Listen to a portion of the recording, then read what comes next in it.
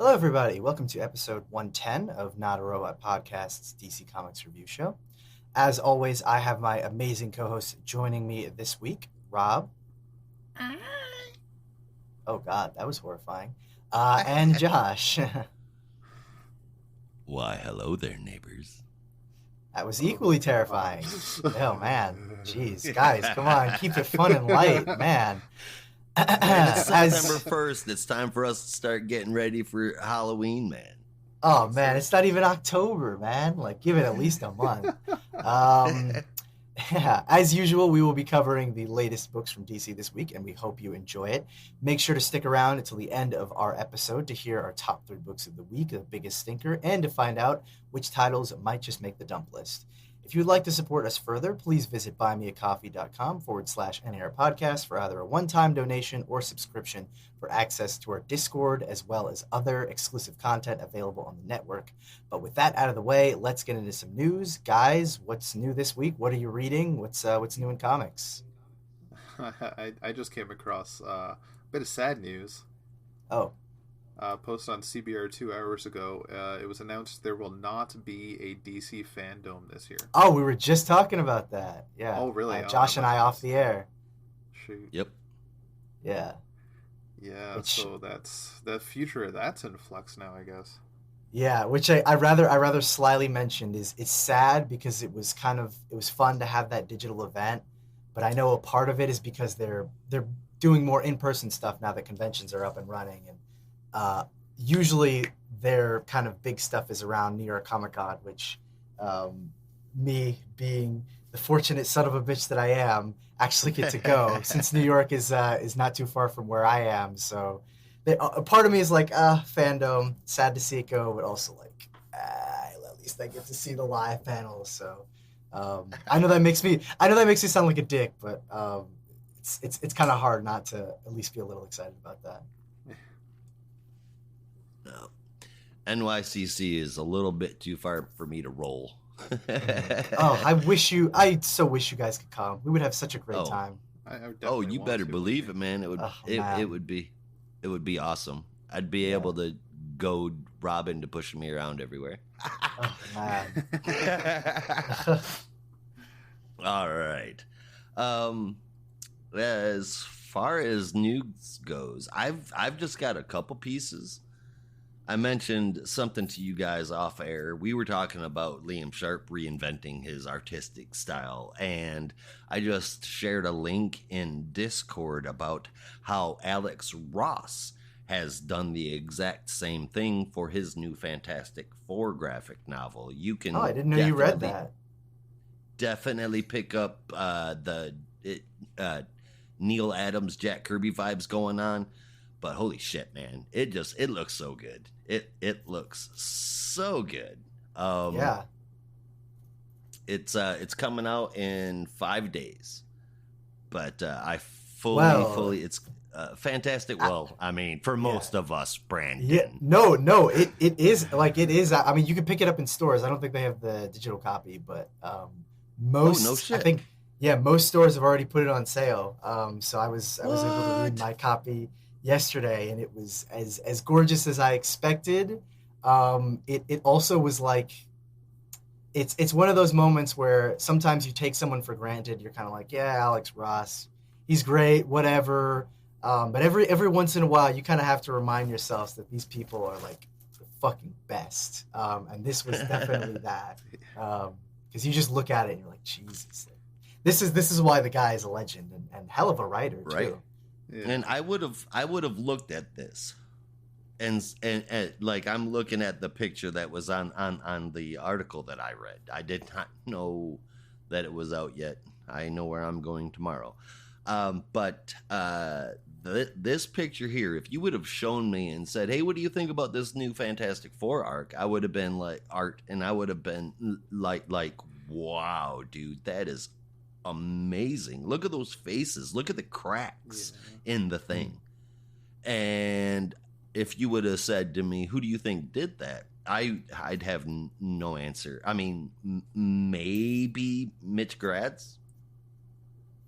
Maybe.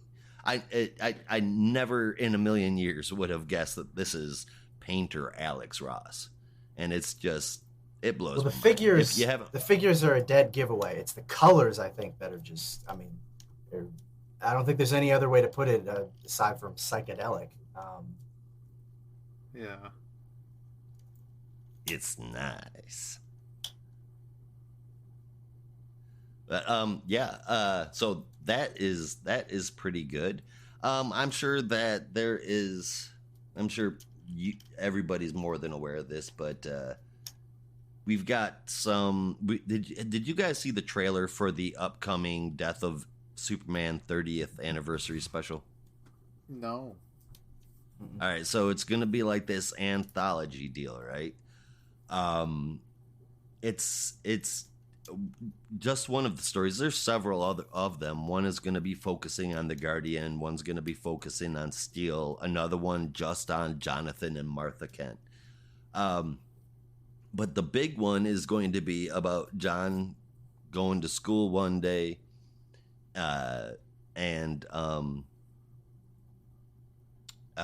a kid comes in wearing a black armband with an S shield on it, and he said, "I'm here to talk about one of the most famous days in the history of Metropolis, which is the day that Superman died." And John Kent goes, "What?"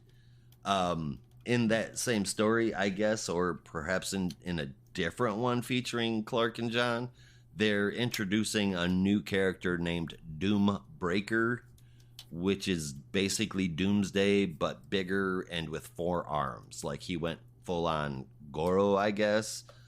And it's John and Clark teaming up to bring him down. The first one between the two of them sounds cool. Second one, I think we're going to have to wait and see on that. But they're all interesting nonetheless. And I hate to segue like this, but Rachel Pollack is in the ICU. She is. Oh my god, are you serious? Yes. I haven't heard about this. Yes, she has launched. There's a GoFundMe that has been launched. Oh, holy shit! I don't have the address in front of me right now, but if you Google that, Rachel Pollack, Pollack, Doom Patrol writer for a very long time. She created DC's very first trans hero, and she could use some help. So if you've got a few extra bucks, Google her GoFundMe and help out there. Lily Renee, she is 100. She was 101 years old. She also passed away today, very recently. She was just a giant.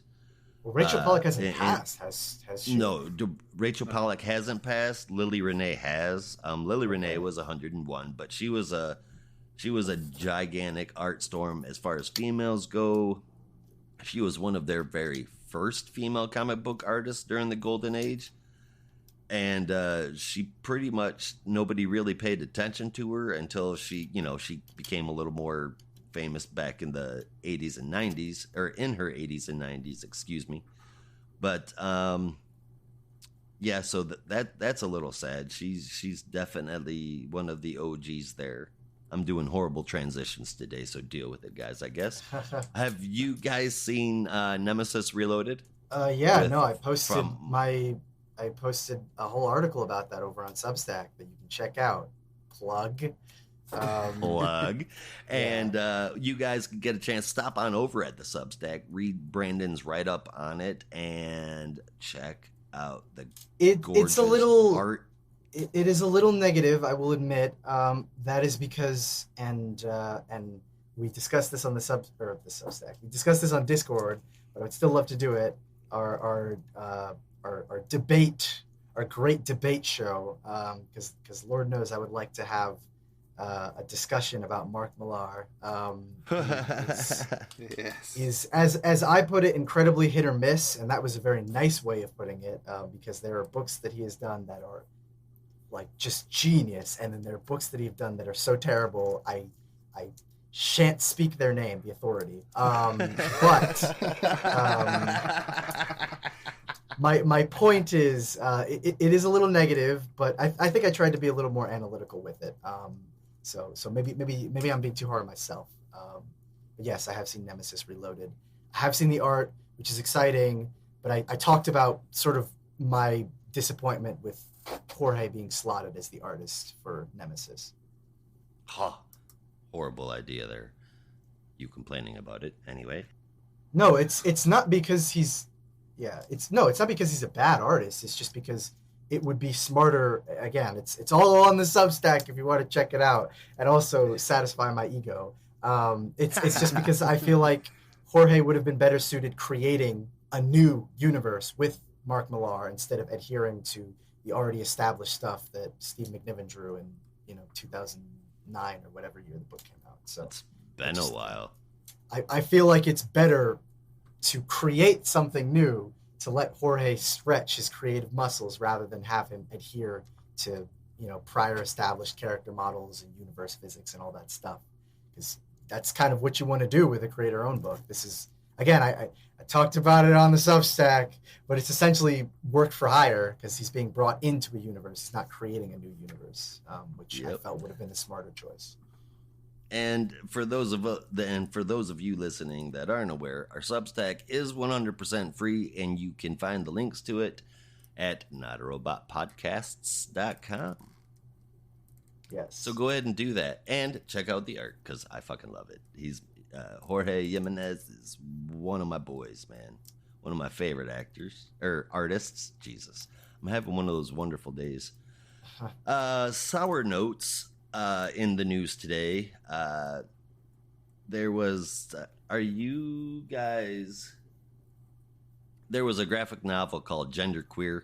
A lot of states are trying to get it booted out. Virginia courts dismissed it. Michigan did not. So if you are out there in Michigan, there is a Kickstarter that has been put together for the legal defense of the censorship of books like this, and thousands and thousands of others. So if you got the money, please donate there as well. It won't matter much if you're not in Michigan, but if you are, damn it, do something. And then finally, and I almost don't want to bring this up, how big of fans are you guys of Mike Deodato Jr.? Well, fan isn't... Oh, sorry, go ahead. No, that was it. I'm hit or miss. Oh yeah, I was basically saying the same thing. Fan isn't quite the right word. He's done some good stuff, done some less than stellar stuff. I think most writers just don't really know how to use him as an artist. I think he just okay. My theory about Mike Deodato is he's got the talent, he's got the right ideas, but he's thinking too much of the 90s where excess is more or better, and it's not, because there was some brief period on Avengers where every male character had so many muscles it made no sense. Oh yeah, absolutely. Yeah. I just feel like every project I've seen him attached to has either been kind of an awkward use of his ability, or it's like almost there, but it never quite gets it right. The only writer I think I've ever seen work pretty well with Deodato was, weirdly enough, Jerry Duggan on Savage Avengers, because that was basically just the action book, and like let's just put wall to wall shit and not try and stuff it with dialogue. If you want to see Mike Deodato stuff with dialogue, read oh my god, why am I blanking on the name? The book he did with Straczynski over at AWA Upshot. I think it's called The Resistance, and that is literally just like stuffed with words, and it's like, you chose the worst possible artist for this. Mike Deodato is not like one who's great at drawing talking heads. He's like, he should be doing action. He should be doing big buff guys fighting stuff, even though I know he draws too many muscles. But that's my opinion. I feel like he's never on the right projects. Yeah. Well, it's funny that the both of you guys happen to touch upon the whole muscles thing that Deodato tends to center on, because, and it's deleted now, but he posted a from behind naked picture of himself and a from behind picture of the actor of Namor in the Black Panther coming up movie, And I believe the words he said were, you can tell somebody screwed things up when a character from a movie looks in worse shape than the 60-year-old artist who drew him. Yeah. Give me 1 second, guys. Sorry, someone's knocking on my door. Sure, no problem. Like like you guys said, Diodato is hit or miss for me. But that is exceptionally arrogant. That he was Yeah. like, can somebody show me where arrogant is on the shelf, and then hand me a ladder so I can climb a little higher? Like, I'm looking at the picture again now. I remember, I forgot I saw this a couple of days ago because I've been so busy recently. Yeah, I can't remember the name of the actor. Oh, Tanaka Uesugi. He looks pretty fit. Like, that's just one still image. That's not a good representation to really base your entire judgment of the man's physique, especially when you're in your 60s. And I'm sorry, Mike, Mr. Diodato Jr., you're wrinkly as shit. But You're I'm gonna be. I can't tell if those are folds Sorry or about muscles. I don't mean to sound mean. It's the Canadian in me. I have to apologize when I sound rude. But, buddy, you got no leg to stand on right now. No, he doesn't. And why do you have to assume that every single fucking superhero needs to be built like The Rock? Yeah. I think that's fucking dumb. Namor has never really even been one of those super uber ripped dudes. I mean, except when maybe Diodato was drawing him. And that's it for my news. Yeah. I just got two minor video game things. Dreamer is officially going to be in Fortnite, of all bloody games. Like Right the on. Supergirl version of Dreamer, yeah. That's interesting. Fortnite's gotten pretty huge. It got a lot of shit going on. And multiverses, DC related, I guess. They've announced today, actually, a new character that will be coming out next Tuesday in a little teaser video they released. And it looks like... Oh my god, what's his name? Gizmo from Gremlins. Oh, yay. I fucking love Gizmo. Yeah. We already knew Stripe was coming, but now we're going to get Gizmo. I'm excited. I am excited as well. It looks like some of those leaks may have been dead on. Oh yeah, no, they're definitely there are some leaks that I'm still kind of questioning because like that doesn't make any sense, but we'll see. About the only one that I can't get my head around is 11 from Stranger Things. Saying that they're going to put her into it doesn't make any sense. That's not a Warner Brothers property. No. And It's even not if an you do HBO third-party property, characters, that's a really weird first choice for a third-party character. right? Oh, and as far as the Dreamer thing in Fortnite goes, there's at least some speculation going on around Lady Gaga having an upcoming concert in Fortnite, like Fortnite is wont to do from time to time. So there's probably something along those lines happening at the same time. That'd be pretty cool. Okay, last time I played Fortnite, it was a game about building and shooting people and surviving. What the hell happened to it? There's concerts, there's Star Wars teasers, there's events, there's superheroes and Dragon Ball. What the hell is going on with Fortnite right now? I don't understand. They are doing whatever they have to keep the eye on them. Yeah, they definitely are You know, doing it. everybody knows the star eventually burns out, right? That's it. They're just holding on for as long as they can. Brandon, do you got any news? A couple of small things. Well, really just I guess two small things. There is a new book announcement that I can't believe I missed the last week. But I must have just forgot about it.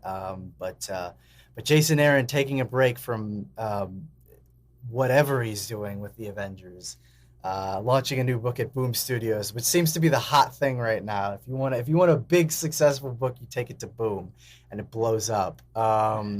But that's one called Once Upon a Time at the End of the World, which is going to be yet another 3-act, 15-issue book. I see that Jason Aaron has been talking to Al Ewing, as well as others, because he said, "Oh, okay, I really like what you're doing with We Only Find Them When They're Dead. I'm going to steal that."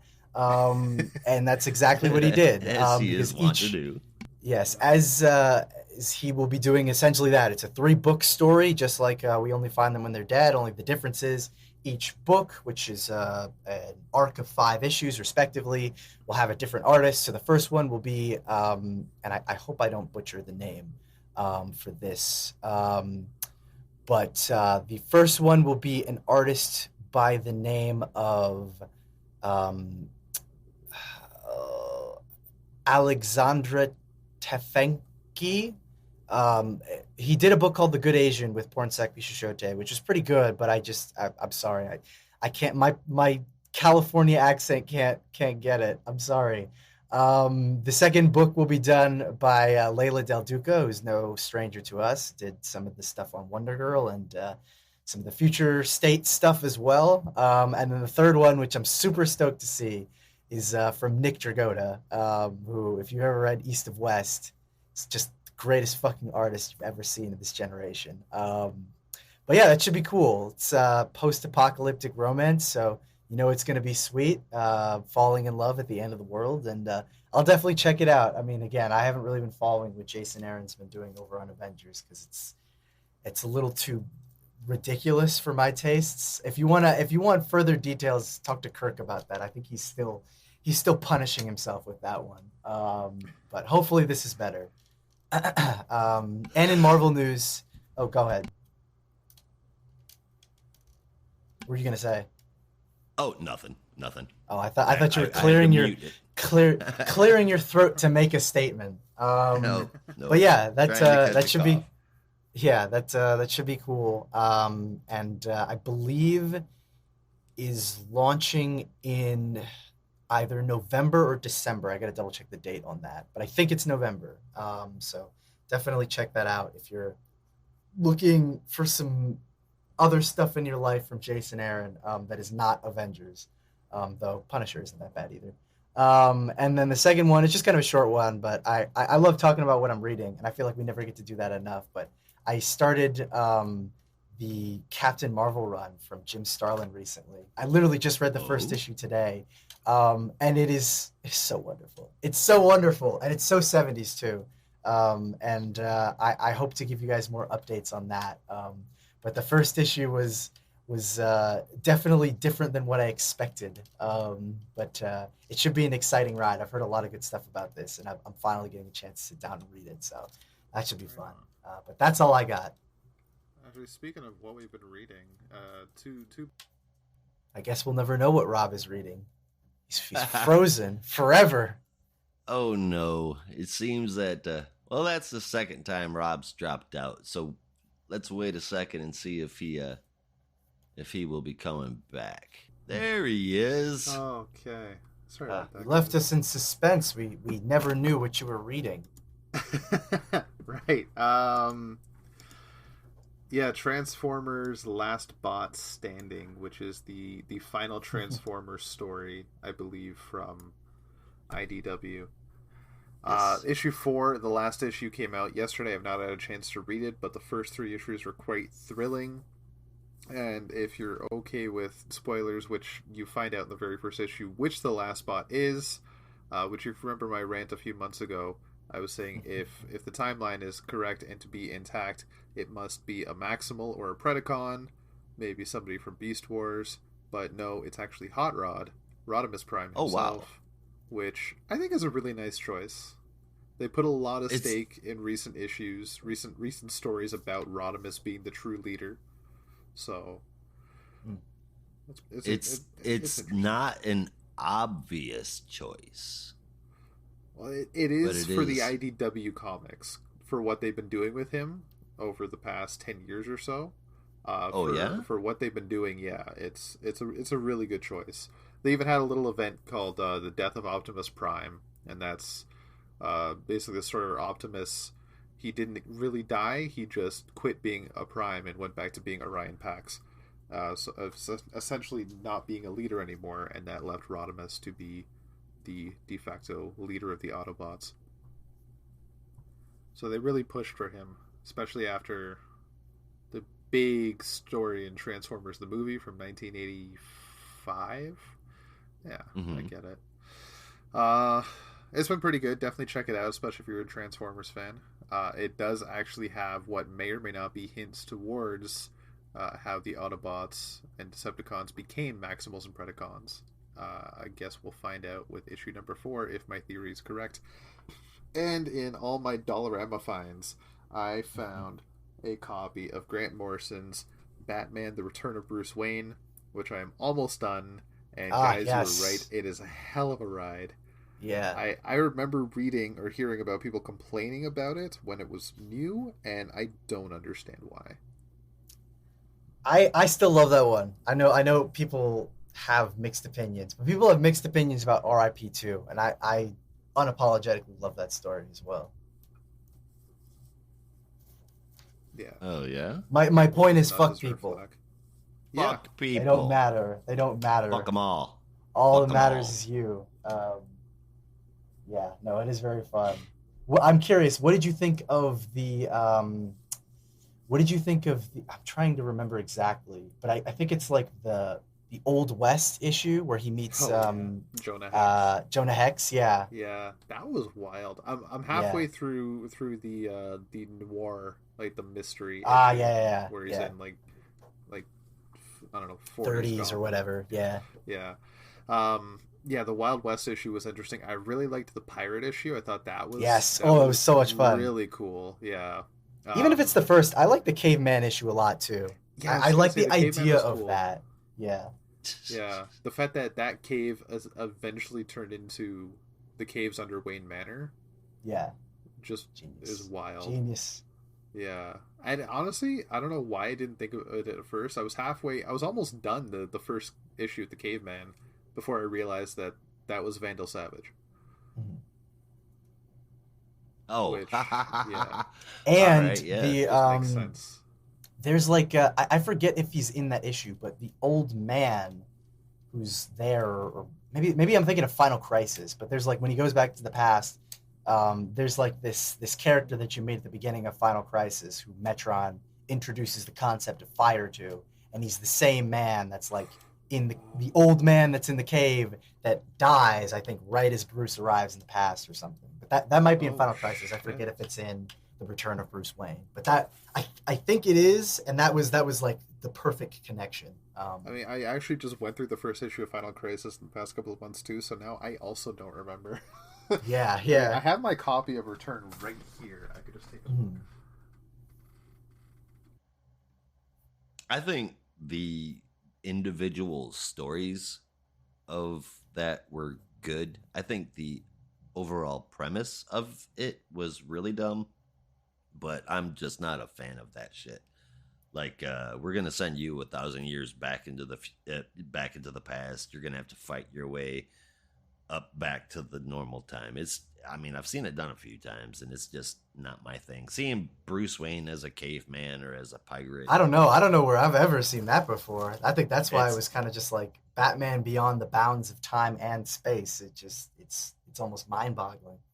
It's seeing Batman everywhere, no matter what, and he always ends up. I mean, it was just Bat Mythos. It was just more and more. I don't know. Like I said, the individual issues were pretty good. The concept of him getting shot by a fucking time bullet and then being able to work his way through thousands of years without aging. It was ultimately kind of dumb. Well, I'll admit, Darkseid using the Omega Sanction as a mechanism for time travel was. I mean, I know that the Omega Sanction has technically never been defined, even by Kirby himself. I don't think he. Oh, did we lose Rob again? We may have. It looks like. Oh.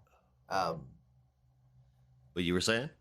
Oh yeah, I know that the Omega Sanction, Darkseid's Omega Sanction. I don't think it ever been rigidly defined. So it was one of those things where it's like, sometimes it can, disintegrate you. Sometimes it can transport you. Sometimes it can send you through time. It's like the Force. It can be whatever you want it to be. Right. So, So and then I'll sometimes it admit, can send you through time while spontaneously introducing a dead body in your place dressed yeah, as you. well, that was now that's where it starts to get a little hokey because that is part of the Command D plan. Command, not Command D the character, but Command D, like Command D, like the function on a computer, where they Right. were manufacture. And this is probably the one part of Final Crisis where I raise my eyebrow and I'm like, this is pushing it a little. But they were trying to manufacture Batman. It does have a cool moment where, because the experience of Batman is just so much for any one person to take, it literally causes all of these husks to die, which is why when Superman arrives, all of the husks are burned out, and he finds, coincidentally, one burned out husk of Batman. But yeah, that idea, it is a little hokey. The idea that Darkseid would need an army of Batman. I get he's powerful, but I'm just like, come on. It's Right. that's a little too ridiculous. It's a great. I mean, the two issues where they introduced that, the two tie-ins, they're not really tie-ins, but they're issues of Batman that are related to Final Crisis. But they're a good read. They're a solid read, and they walk you through Batman history pretty comprehensively. But I I I I I can't lie. I don't really love that concept. I think it's kind of Mm. dumb, and I think it overhypes the legend of Batman. Like I agree.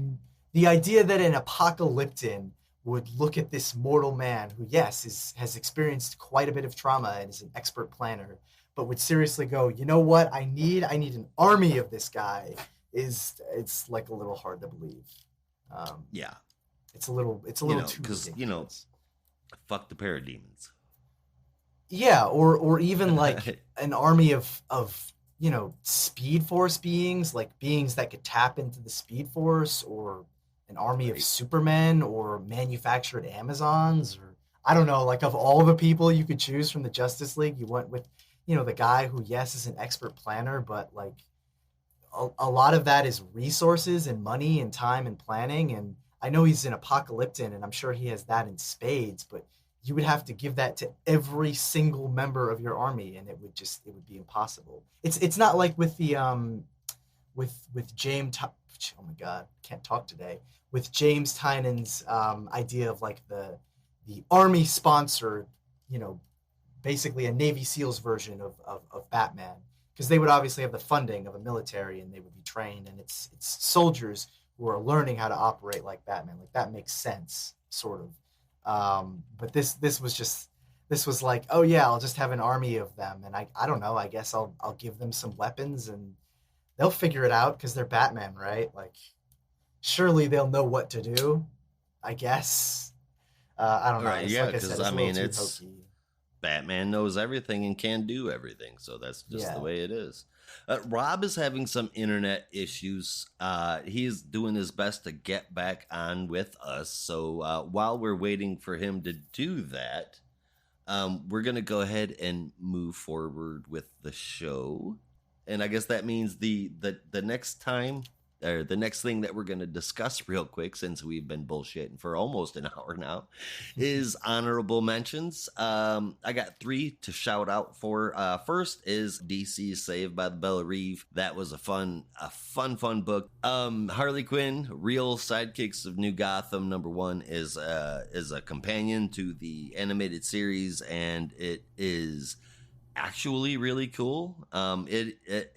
It even brings in Clayface's daughter, which I completely forgot he had, to be honest with you, and that was a pretty tragic story too. And then finally, Nightmare Country number 5. I can't tell you enough. If you like horror comics, you will love that. I would say that that's probably time for the spotlight, but we don't need no stinking spotlights. Yeah. Plus, we don't have anything to spotlight. Yeah, nope. Ba-da-ba-ba-da-ba. I will Rob's say one back. more thing. Yay! Awesome. Yes. I will say one more thing about the DC Saved by the Bell Rev, or Bell Reeve. Yes. They have yet another rare appearance from the Gotham Academy kids, and I'm Uh-huh. contractually obligated to pimp them out whenever I can. So if you're picking up this book for any reason, Don't pick it up for the Azrael story, which is great, or the Super Sun story, which is great. Pick it up for Gotham Academy because we want more of that. We need more of that. And if you show your support of this, maybe they can throw us a bone and we'll get another series. So that's my last plug. We are all done with the honorable mentions and the gigantic spotlight session that we had. So I believe the first book we were going to talk about was The Flash. I believe so. This is the Flash Annual 2022, number 1.7 Theta, the interactive experience. This is written by Jeremy Adams with art from Sarah Jacuna, colors from Matt Herms, and letters from Justin Birch. The premise for this is very simple, and we do get kind of a cold open with Warden Wolf that's going to be building on to the later story of Warden Wolf running for mayor, but that's not our focus here. Our main focus is on a story that could not be more simple, and the premise is Wally West reads Linda Park's book. And what is the story of Linda Park's book, you may ask? Literally her life, because if there's anything that a writer will tell you, it's write what you know, and what she knows is her own life and her connection to Wally. So this is a fictionalized, we'll say that, version of events where Linda, now named Beth Hunt, is Rob back? Hopefully. Okay. You had me going there for a minute, buddy. Hopefully we can keep you on this time. I was just in the middle of the Flash. Anyway, what was I saying? Oh, Beth Hunter, yes. Linda Park, now named Beth Hunter for the sake of this story, is going through her life, specifically a life of, as she calls it, plans and best laid plans. She has a clearer direction of where she wants her life to go. And though she tries to make sure that it goes the Beth ways, oh my God. Did you hear that? Yeah. The Beth ways. Yes, I did. The Beth ways. Oh, I'm gonna be the best dad in the world. You got yes. it. Anyway, her plans are trying to go the best ways, but unfortunately, as life is wont to do, it takes a couple of detours and turns along the way. So while she set out to be a writer and entered into Keystone Community College with that goal in mind, ultimately life throws her in a couple of different directions, and she ends up becoming a reporter, starting from the very bottom, ultimately working her way up.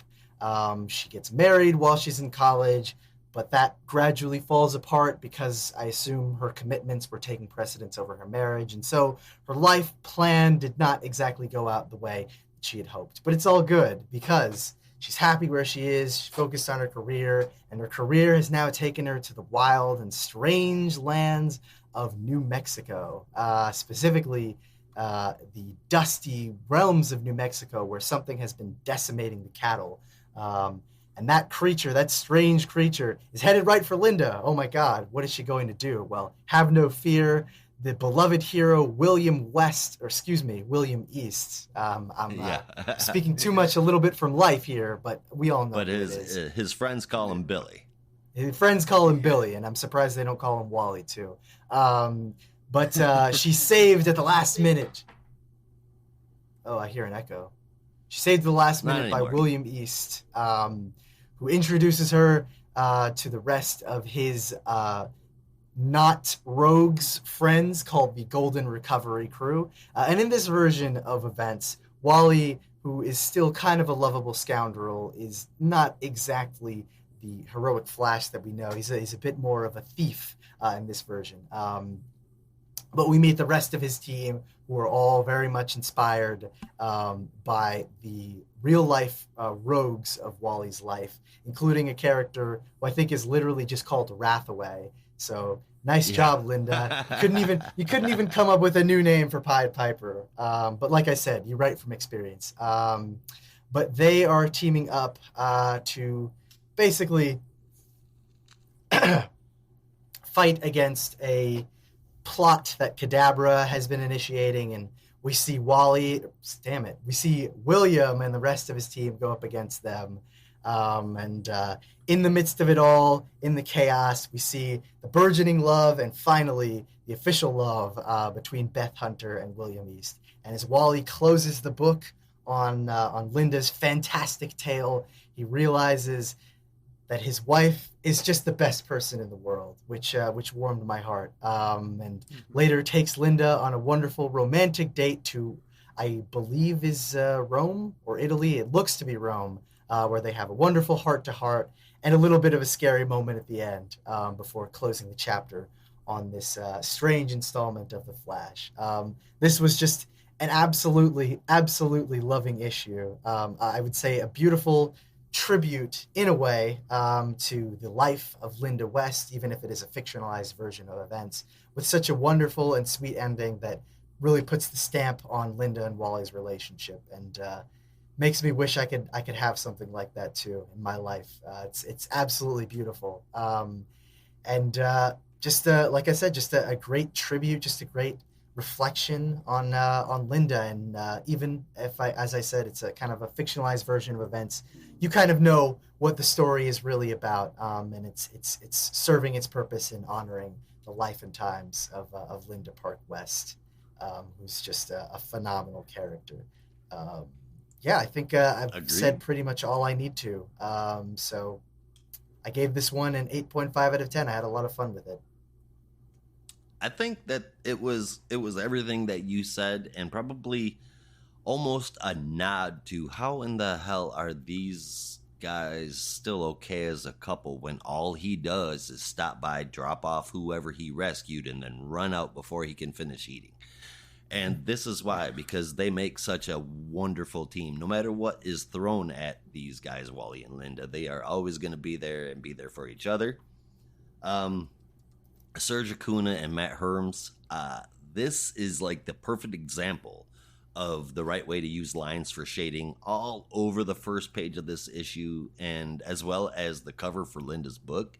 Which, speaking of, I loved how god awful cheeky and obvious it was. I kind of snickered throughout most of its exaggerated absurdity. I don't know if you picked up on this, but Billy is super fast, but he can also fly. And earlier in the issue, we saw Linda in a Superman shirt, Oh. so it was almost like foreshadowing. Yeah. um, After the book was over, though, as corny as it was, with Wally and Iris, I said Iris. Oh God, Wally no! and Linda. That'd be horrible. That'll cause some problems. Wally and Linda talking after.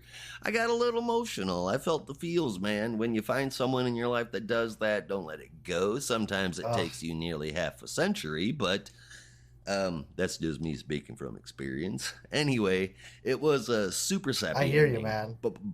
but I fucking loved the book. And Wally Yeah. and Linda may be having another baby. So Oh, I didn't want to spoil that. oh shit! Oh, Shit. here. That's I'll why I have said a to make scary a little time note. surprise. Ah, fuck. Okay, well, I'm gonna mark that time down, and I'm gonna fix that. I'm gonna beep it out. All right, Yeah. consider it beeped, Um, my man. It's But funny we were anyway, talking about. Oh, sorry. I was just gonna say one last thing. It's funny we were talking about Chris Claremont a little bit earlier because this issue actually reminded me of, I believe it's Uncanny X-Men 153, the uh, Kitty's fairy tale issue where she's basically telling Ileana the when she was like a small child a fairy tale, and the fairy tale is inspired by like the events of the Dark Phoenix saga, but it's told in like a high fantasy, like very satirized way. So like, Cyclops is a swashbuckling pirate, and Jean Grey is a princess, and so it's inspired by real events, but it's a very fictionalized, satirized version of that, and I love that stuff. So it reminded me of that in the best ways, and definitely put another smile on my face thinking about that. absolutely, man. I gotta Um, check that out. that scary surprise. I there's all kinds of questions to ask about it.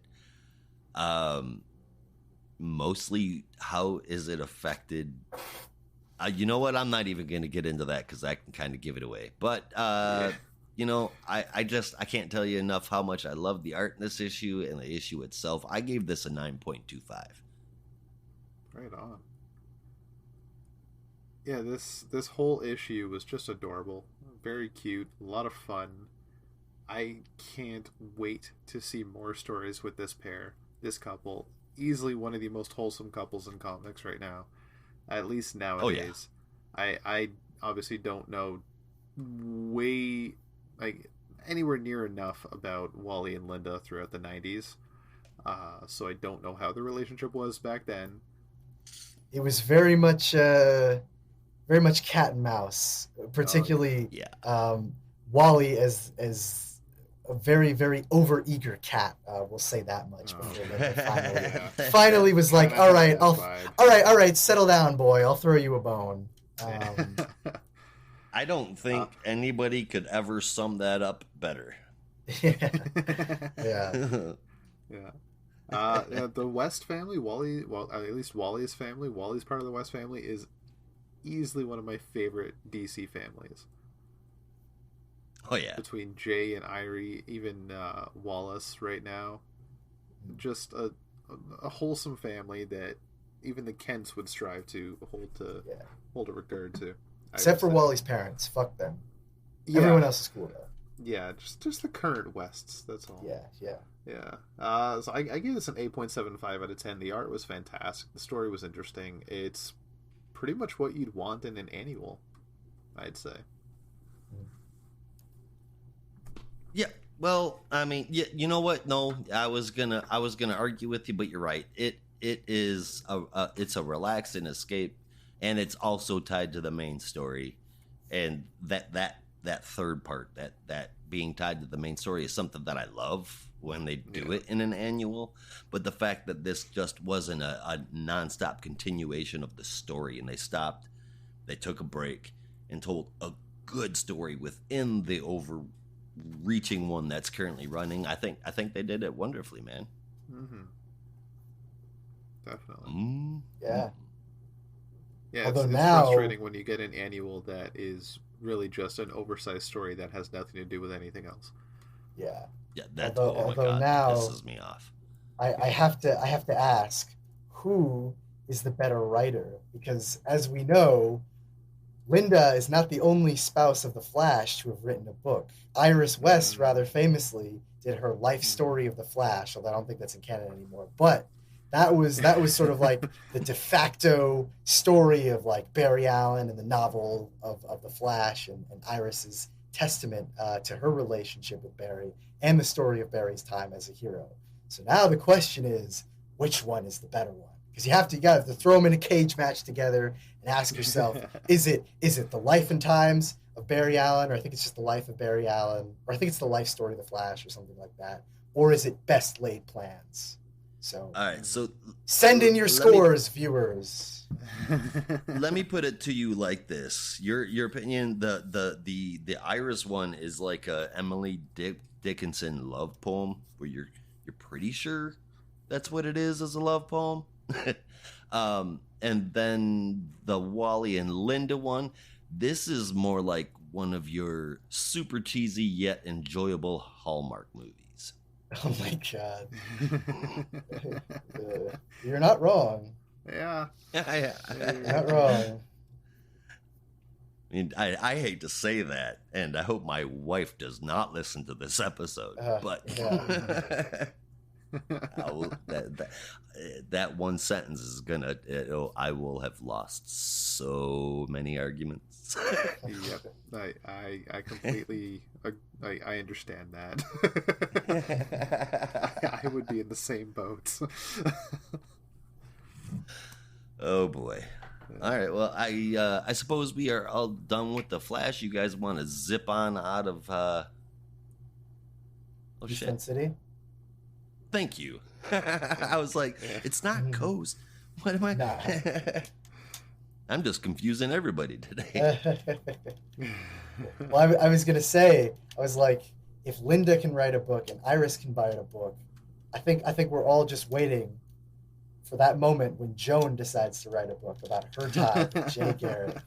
And I think that one should be like, like a really serious thriller or something like that. So it's different from the standard romance books. Like Joan should do something drastically different from all the other Flash wives. Like maybe like a really intense thriller, like My Time with the Flash, for good and for ill, or something like that. I don't know. After these messages, we'll be right back. Or as we'll find out soon enough in Harley Quinn 2022 Annual, Part 1, Chapter 6. Wait, they still, no, they haven't numbered them anymore, have they? They stopped numbering them. I Yes, think. yeah. Yeah. Or they're Oh, just good. like called number one or something. Yeah, they listened to us talking about how silly it was to number these. Yeah. So this one is brought to us from writer Stephanie Phillips with art from Simone Buonfantino and George Duarte, with colors from Romulo Fajardo Jr. and letters by And World Design. Task Force Double X has made their way to Earth. They have teleported into the forest that the large, monstrous, venom-like creature arrived in previously, and armed with their fresh new weapons, are met head-on by some alien-controlled soldiers with their new weapons. They make quick work of that, and then start to deliberate on what they can do with a plan, because the alien is not where they are. They don't see Grundy, they don't see Lashina. As Harley points out, it was a distraction. So Luke realizes, or comes up with a plan that Frost can use her ability to kind of siphon some of the life force away from the alien creature, or monstrous creature, I should say. And then they start to question where it could have gone from here, since Gotham is the closest city, but what's the point of going to Gotham, until Luke realizes there is somewhere else between here and Gotham that I don't think it could resist, and that is Blackgate Penitentiary, where we see it is broken in, takes over some security guards, and opens up all the cells, starting a riot, and then takes over everyone in the prison, just as Task Force Double X arrives and starts taking people down left, right, and center.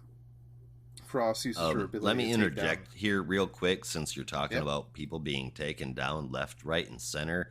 I just got a message from Holly. She is outside of this room cooking dinner, where she heard me talking about the goddamn Hallmark movie reference. So I am going to have to eat some crow tonight. Someone's sleeping in the couch. All right, sorry. I know that was unrelated, but pray for me.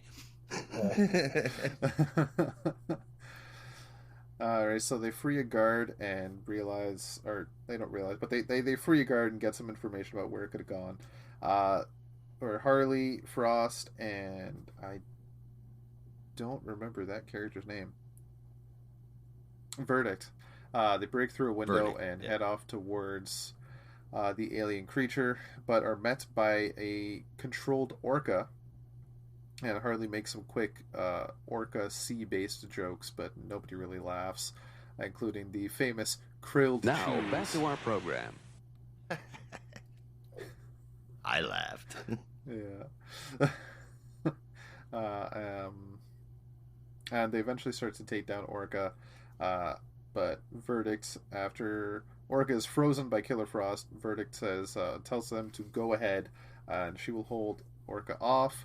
So they run off to find the alien creature, where they start to make a plan, but Harley just goes for Attack Sequence Alpha, which only she knows what that is, and heads straight for the alien creature, but is captured because a hammer can do nothing to the giant monstrosity that this is, where now Caitlin Snow has to come in and save the day, using all sorts of abilities we haven't seen before, including her usual freezing techniques, and actually brings an end to this whole ordeal, stopping the alien creature, sucking its life force, and everyone gets freed.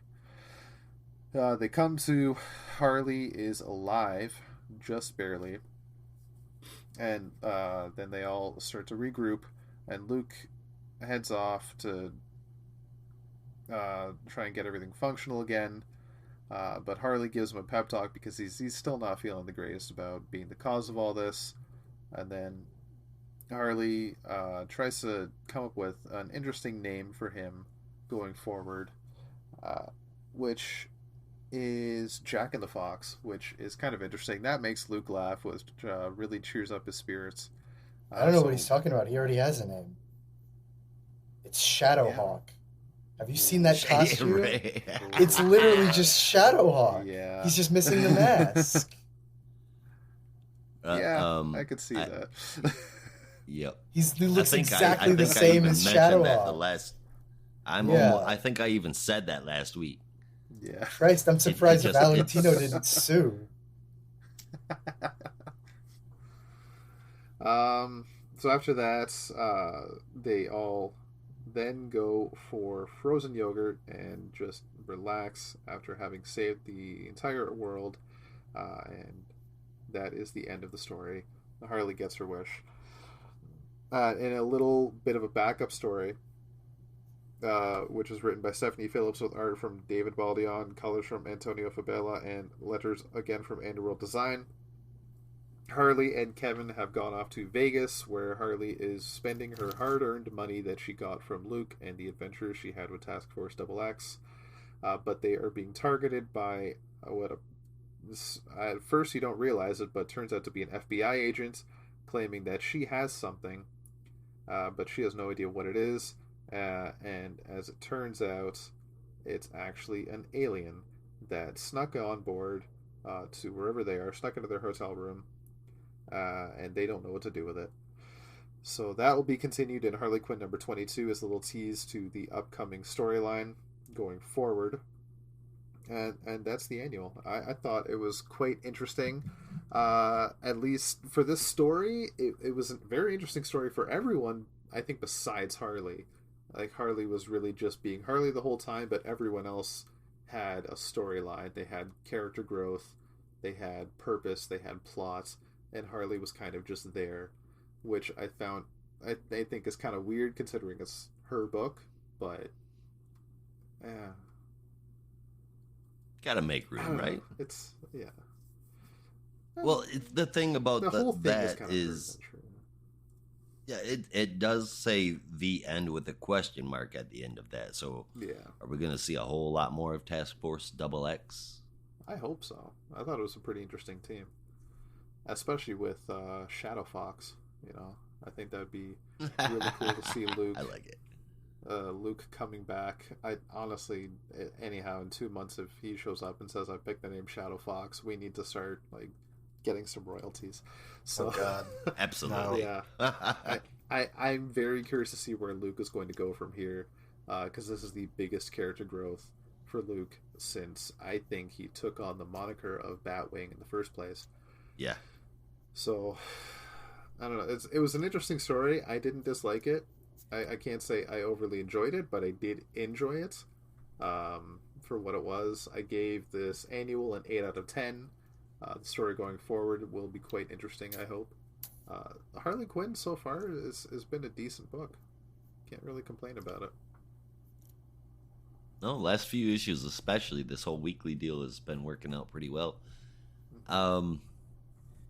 It's action packed. It's got some really good art in the front. Colors and shadows are awesome. I mean, in the front of the book, the art is fantastic. I loved all of Harley's dumb jokes this issue. It wrapped up the Task Force XX arc pretty nicely, leaving room open for more.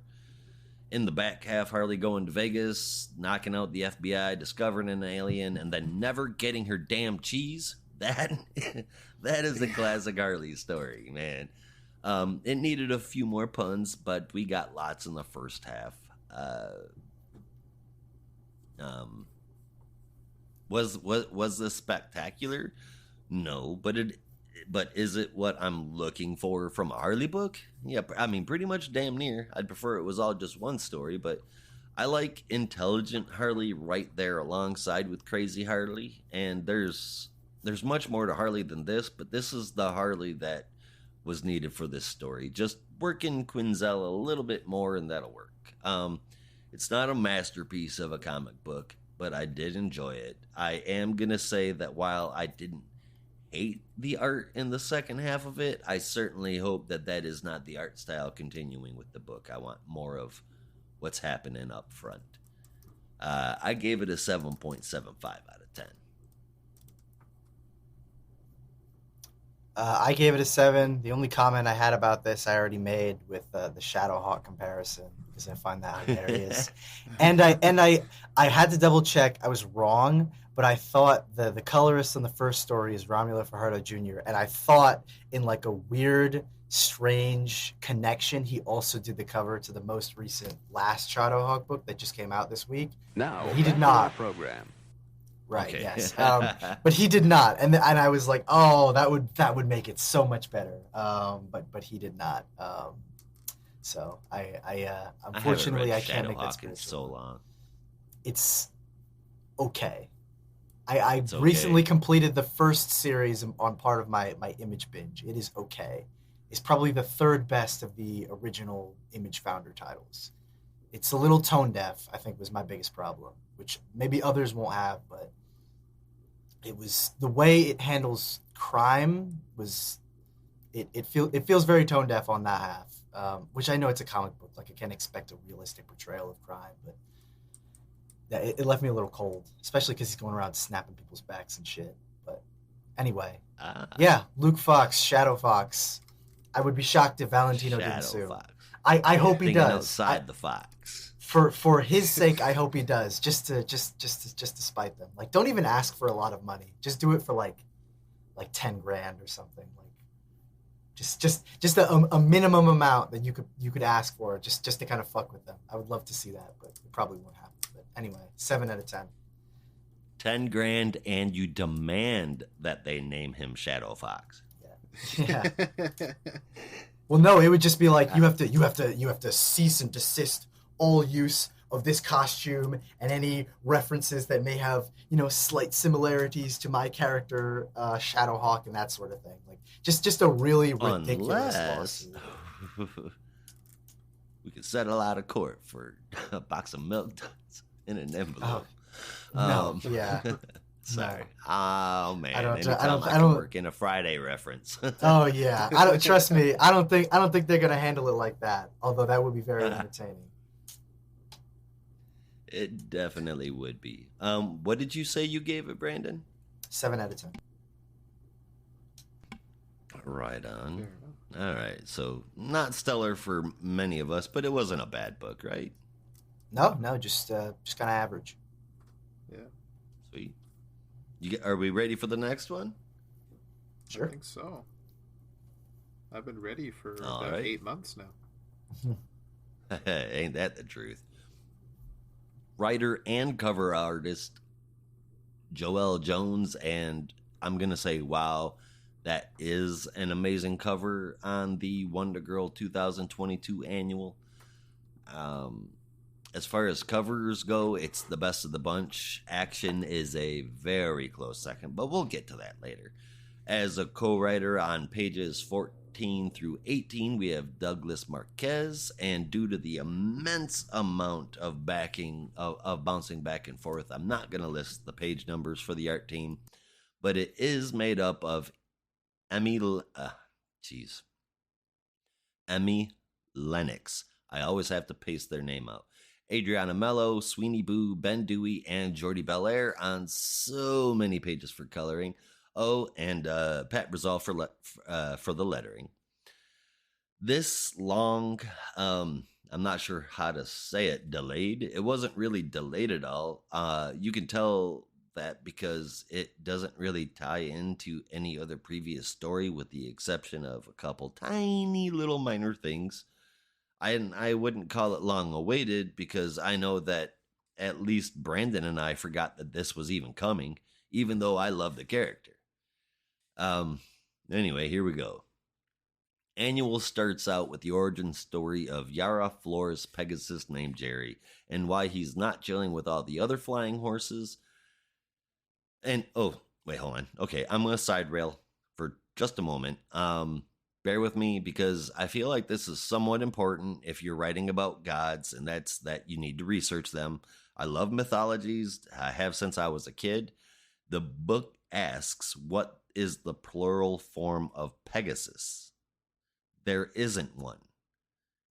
Pegasus is the name of one of the winged horses. It came out of the blood of Medusa when Perseus cut her head off. There's not more than one. A winged horse is just a different kind of chimera. So outside of that, there's a genus of birds. Also wouldn't pluralize that. There's a constellation of stars, not just one, but a constellation. Wouldn't pluralize that. And the only way that you would be able to pluralize the word Pegasus is if you're talking about a very, very ancient Corinthian coin, which was basically their version of the Pegasus of the penny. They called a Pegasus, in which they would have said Pegasi. But as for flying horses, for the love of God, people, stop looking for the plural form of Pegasus. There isn't one. I'm sorry, rant over. I've been saying that for 20-something freaking years. The rest of the Thank story you, is Frankenstein's monster. The rest of the story is broken up between two places, Akahim and the home, which is the home of the Escasita, and the festival Folclorito de Parentes, or the Parentens Folklore Festival, which is one of the largest annual festivals in Brazil. That one I had to look up. But without flipping back and forth, because it happens simultaneously, and I will get verbal whiplash. Here's the rest of the story. Backstory first from the book. The Kuka used to be human. A long time ago, there were two sisters who fell in love with the same man. So as one would expect to happen, they decide who gets to keep him with an archery competition. The losing sister wandered deep into the jungle and made a deal with the Brazilian god of the underworld and protector of the forest, Anhaga. He told her that he would give her what she wanted in exchange for innocent blood being spilled. So she goes and murders the newborn son of her sister and that guy she wanted. After doing so, she's banished, beaten all to hell, and banished out of the village. She runs, and she's running through the jungle, and her flesh is getting torn off, revealing her to be a crocodile inside. She trips out on Hanga, and he says he gave her revenge, and that was what she was looking for, and did her a favor showing her who she really is, and then gives her a book of spells. Finally, he tells her one last thing: men will see you as beautiful, women will see you as dismissible, and then he just poofs out. At the festival, this is a very long time later, at the festival, Yara, JC, and co. are there to have fun, but mostly so Yara can try and hook back up with her boyfriend that she left behind to become Wonder Girl. But he's got a new girlfriend, though. The Escasita, other than Yara, happen to know who that woman is, and her name is the Kuka.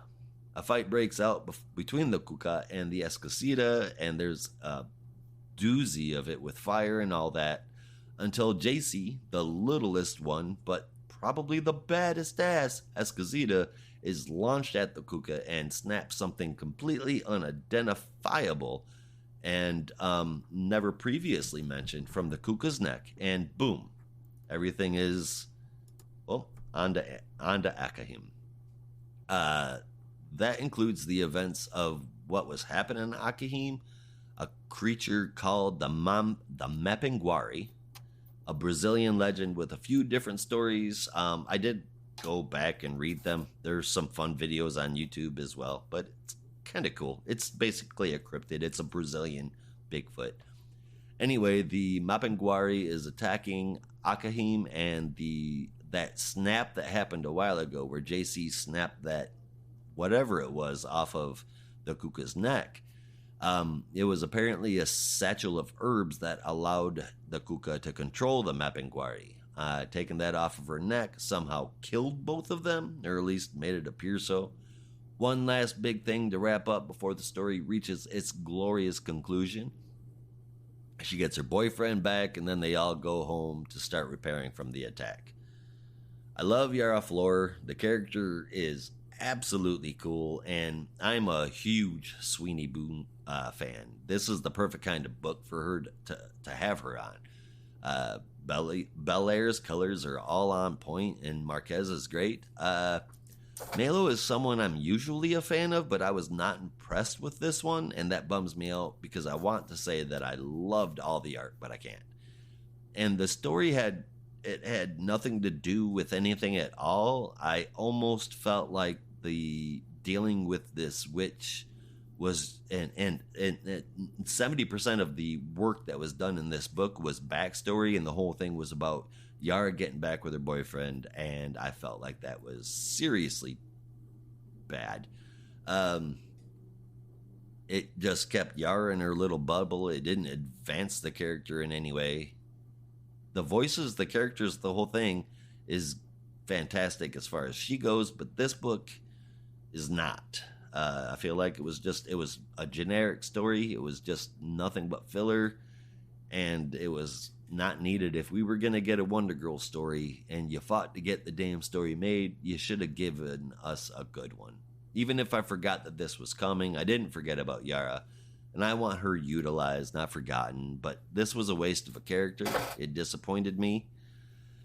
Most of the art I love, except for Melo, who did like a third of the book. But I'm a big fan of the rest, so I'm going to be nice. And I gave it a 7 out of 10, even though the story really let me down. Well then, I am the complete opposite there. Maybe not complete opposite. I'll put an asterisk on that. It definitely doesn't feel like an annual story, but there's also no book around this for this to really make a difference. So it definitely feels like this would be the story that was supposed to go on if the initial book had continued going, and then that got abruptly canceled for reasons we still don't know. So this got pushed into the annual, but I definitely expected kind of a more open-ended, like bigger storyline than just an adventure with Yara Flor. While it did kind of wrap up some loose ends from her short-lived series, it did. I don't want to say disappoint, but it kind of disappointed. Just for expectation's sake, but as far as the story goes and the artwork, I really enjoyed all of it. I thought it was an interesting story with Yara being such a fun and exciting character. I just don't understand why this book couldn't continue. It doesn't make any sense to me. If it was sales, that's one thing, but I blame the fans at that point, because that's really stupid. It was a really good book. For this annual, I gave it an 8.5 out of 10. I really enjoyed what I read, as long as I remember to curb my expectations. I want to know what the sales figures of the Yara Flor series is compared to the Clune and Conrad run of Wonder Woman and the Psychic Milk. And then I want to start slapping people, because for some reason I just know Psychic Milk sold more. Yeah. Anyway. I guess I'm... No, I gave it an 8.5 out of 10. Cool. I guess I'm right there in the middle. I don't think I loved it as much as you did, Rob, but I didn't hate it either. It's kind of a fun story, and I mean I like seeing more of the Escacita, and seeing Yara spend more time with the Escacita was nice, because that was sort of one of the things that I wish we got more of in the series, but I think because it ended so early, we didn't really have that opportunity. So my hope is that we can get more, stories like this of just them, taking down some kind of mythological creature, whatever the case may be. So I didn't really have a problem with that. Plus, I thought some of the mythological stuff was really interesting. I was ultimately, and this will not come as a surprise to you guys at this point, but I guess I was more interested in some of the creative team in the background, because there were a couple of names that I saw that like threw me for a spin. Really, just two. Emmy Lennox being the first, because I thought she was done. I thought she didn't do comics anymore. I read Platona from Jeff Lemire and Emmy Lennox, and I thought that was like the last time she'd ever do a book. Or maybe not. Maybe I'm just ignorant and I hadn't been paying attention. But I saw it. I was like, holy shit, you're still working? That's great. So that was cool. Lots and of another talent one. there. Yeah, and another one, Benjamin Dewey, who I saw that name and I was like, that is so familiar, and I don't know why. And it rankled at me, and I was like, you know what, fuck it. I'm just gonna go to Google and I'm gonna look this up because this should not be stumping me. And the reason was he did this book with Kurt Busiek called The Autumn Lands, which was pretty cool. It's like kind of this fantasy book with anthropomorphic animals. But I think it was because the art in that book was so different that I didn't even recognize it when I looked at the actual pages in Wonder Girl, which is hilarious because the person who colored that book was also Jordi Belair. So maybe it was just a really weird approach in this issue. I don't know. Or maybe I just wasn't used to seeing him draw that many humans. I have no idea. But it looked radically different from anything I'd ever seen from him before. So yeah, I was honestly having more fun with that than the story, which was not bad. It was just, it was kind of like, it was fun, but it wasn't, it wasn't breaking down any doors for me. It was just nice to see more of the Escacita. Yara is fun. That was really it. Like, if you get more of that, I'll probably read it, but it's not making my top tens anytime soon. So I was more interested in who was actually producing it rather than the story itself. So got an 8 out of 10 for me. Nice average score, I suppose. I mean, as unpopular as the opinion might be, I would rather them put out Wonder Girl books than Wonder Woman books, given how shitty the Wonder Woman books have been in a while. For a while. I mean, let's be honest, over a year. They've just been... Anyway. Yeah. Well, we've been talking for like an hour and a half, and I want to say maybe even longer than that. I want to say the next book we're going to cover is the whole reason why anybody is even listening this week, or at least the biggest reason. You want to tell us about it? Whew, yeah, where to begin? We've been having a lot of fun here, and I think that's great. We should be having fun. But now it's time to get serious because we're about to enter the apocalypse. And I know you both know what that means. So let's stop goofing around. Let's stop joking around. Let's get into the heart of this madness because we're going to take a little trip over to Warworld with Warworld Apocalypse and the end of all things. Or is it? This is, of course, brought to us by the Maestro, I suppose, or the Maestro in training, I should say, given that he's been taking lessons from Grant Morrison recently, for which I want to kill him.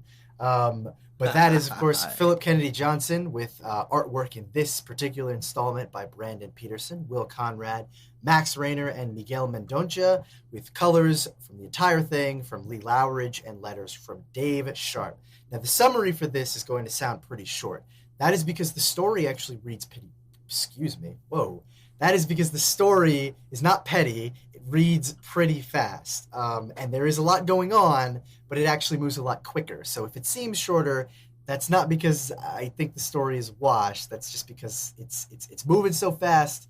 I almost feel like I don't have enough to say for it. But where should we start? Because we're looking at this from basically 3 different points of view before they all converge at one point. So let's start with the very beginning as we cue in at the stronghold of the Resistance, where Midnighter, Manchester Black, and Enchantress are fighting off the invading forces of Mongol, who are being led by the possessed members of the Authority, those being Apollo, Light Ray, who is still the Black Razor at this point, and Omak. Now, the remaining members of the Resistance realize that the only chance that they have of defeating their possessed teammates and also getting the upper hand over Mongol's forces is to stop Apollo. So Manch and Midnighter decide to team up and pull a fast one on Apollo, trying to trick him and get into his mind to ultimately get him to remove his neural implants. They achieve this by tricking him into thinking that the Justice League has suddenly appeared and it's attacking him, and are trying to implant something in his brain, which causes Apollo to reach into the back of his spine, starting with, I guess, the nape of his neck, and pulling out the neural implants, finally realizing that everything has been an illusion and breaking free of Mongol's control. Apollo and Midnighter have a very touching reunion that I posted over on Discord that made my heart feel very warm and fuzzy. And they decide to turn their attention next to figuring out what to do with Omak and Black Razor. But before we get into that, we got to cut away to another scene where Natasha, Leonath, and Orphan have broken into Engine City 1 in a wonderful bit of espionage and are now fighting against Teacher, who is amused at the fact that only 2 of them have decided to show up. But that's because he doesn't realize that Orphan is there. And that's when Natasha reveals that Orphan is with them and uses the power of Genesis to completely decimate Teacher beyond all shadow of a doubt, finally gaining access to the Star Forge. As they make their way to the forge, they are met with an ambush of Mongol's forces, and Leonath decides that he must be the one to charge forward and get into the forge and deposit the Genesis, knowing that the forge's energies, as well as the wounds that he took during the ambush, will kill him. It's a beautiful sacrifice and a really touching moment between Leonath and Natasha in particular, who've had like kind of this side relationship throughout the Warworld saga so far. And I'll admit it actually got me a little bit seeing him sacrifice that himself like that, and his whole monologue about how he's a freed slave and all that stuff was a nice send off for a character that we only just got to meet during this particular part of the story. But thanks to their Couldn't work, agree more. yes, thanks to their work with the new Star Forge in place and the mythical new White Star acting as one of the suns powering Warworld, the Philosians now find themselves with new powers and make quick work of the rest of Mongol's supporters, which, for the most part, closes the chapter on the non-Superman side of things. We haven't even gotten to the Superman side of things yet.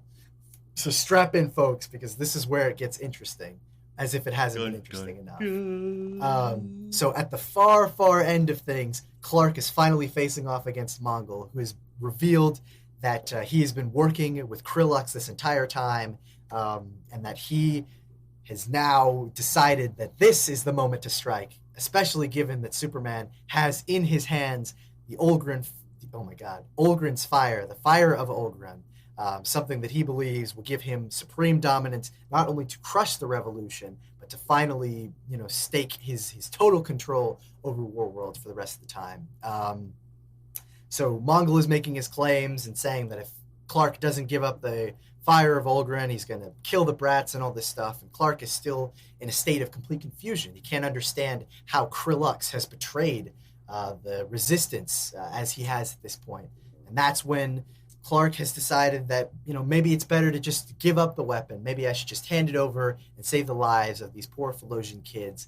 But unfortunately, Osel, in an act of bravery but also complete stupidity, decides to step up and challenge Mongol before Clark can hand over Olgrin's fire, and that gets his ass killed. Clark is naturally very heartbroken and upset about this and flies into a brief rage before deciding that the best thing to handle this, not, using Olgrin's fire against Mongol, but instead using the fire on someone who truly needs it, someone whose bravery is not in question. And that he applies to Osel, saving his life, or I guess bringing him back to life, and ultimately saving him.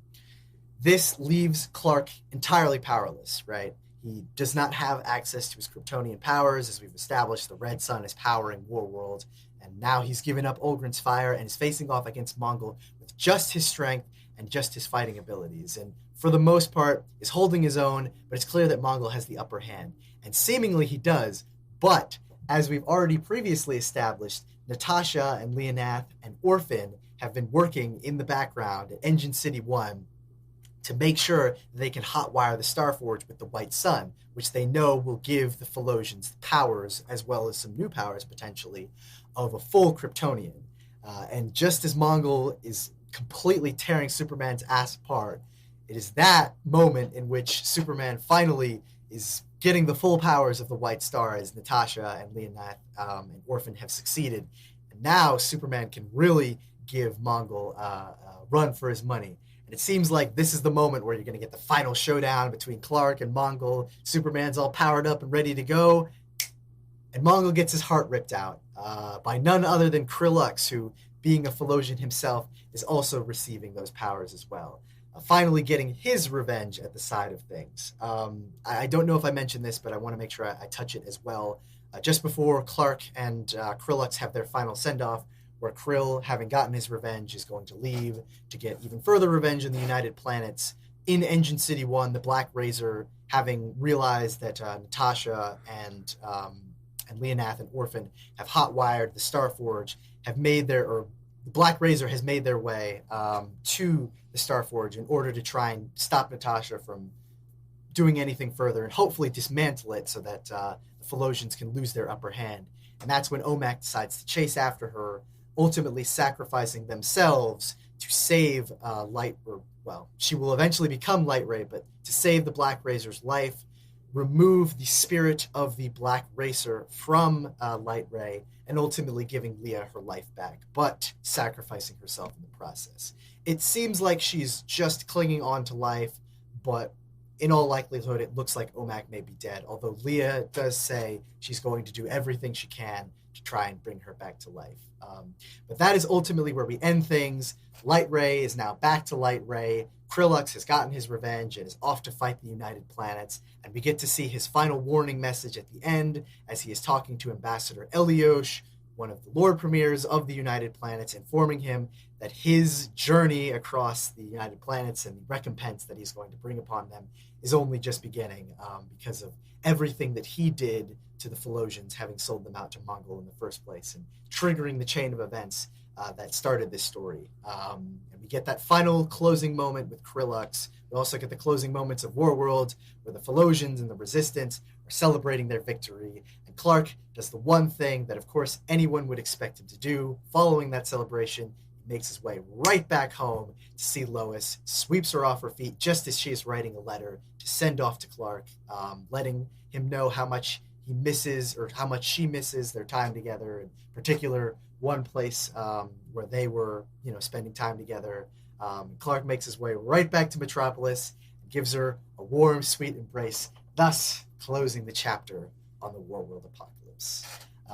So yes, I said it was going to be short, but it ended up being not short. You should expect that from me at this point. Wow, what an ending! I scarcely know what to say. I feel like I talked so much I'm out of words. But if you couldn't tell by my somewhat restrained excitement, which is why the summary seems a little manic, it's because this was just the best ending to an epic saga I've read probably since Infinity. This ending reminded me a lot of Infinity, Rob, and I was going to mention that to Rob because I know you'd also read Infinity. But I think the reason was because Infinity had so effectively set everything up and then managed to put everything back in the box in a neat little way while also forging a future forward with the incursions and everything else. And this was like exactly that, where it closed the book on the Warworld saga in a very clean, very neat way, and basically just put everything back in the box and established it, as if nothing had happened, even though a lot had happened and our characters have gone through an immense amount of stuff.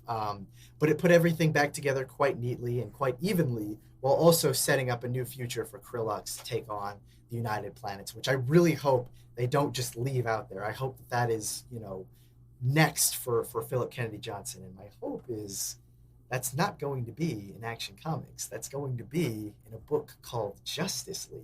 But we'll get into that later as well.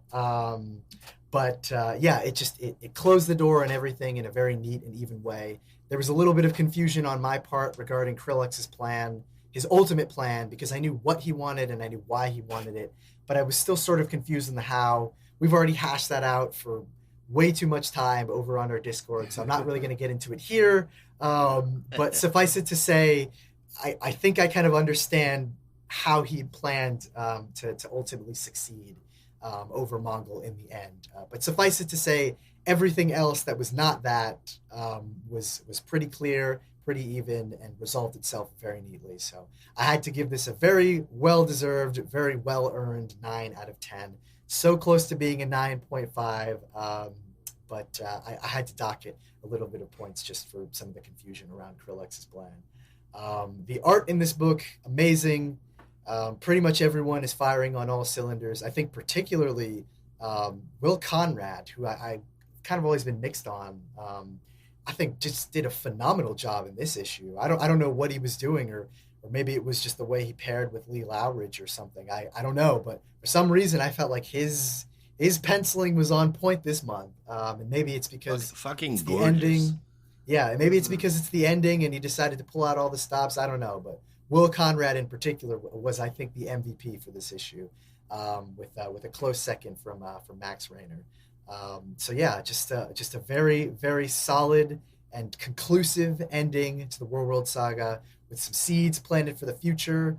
I'm very hopeful as to how some of this stuff may play out in future books, which again, I'm hoping is not Action Comics, but we will get into that a little later. But other than that, I have no major complaints, and I have to say, I feel pretty validated. I don't know about you, because about a year and a half ago, I was sitting in my dorm reading Action Comics. I believe it was 1029, the first ending of Philip Kennedy Johnson's first arc on Action Comics, and you two were being some freaking Debbie Downers and were poo-pooing it and saying the Golden Age was, not very good. And I was like, hold on.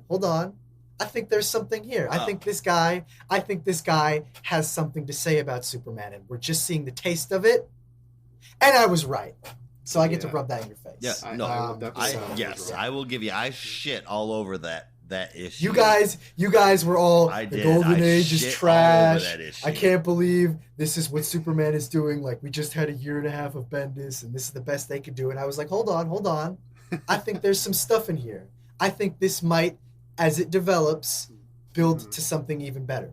Yeah. And I was right. The House of L, I mean, everything this guy has touched has just been gold.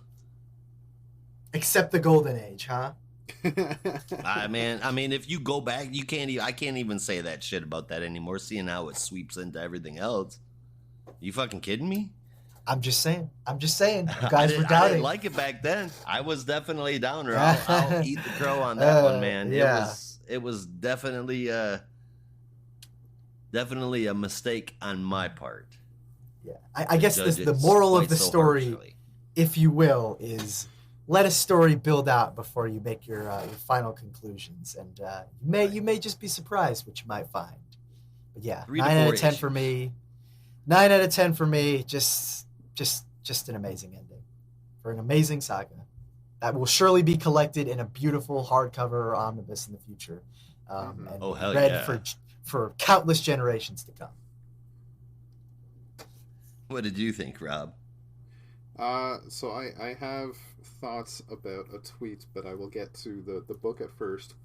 Very confusing at first read. I would say take a couple of read-throughs to really understand what was going on this whole time, because it will help. And once you see what you're supposed to see, you're going to love it. It was fantastic. It was a thrill ride. I think we raved about every issue throughout the entire World Saga and the stuff leading up to it. Yes. It's a book for the ages, and he's not done yet. I don't remember if I mentioned it on a podcast or if we were just talking on Discord, but I think it was you and I, Josh, were talking about where he goes from here, and I compared this to World War Hulk, where World Saga is World War Hulk, and when you're reading that, you have no idea that Planet Hulk is coming, right? Yep. But it was being planted the entire time.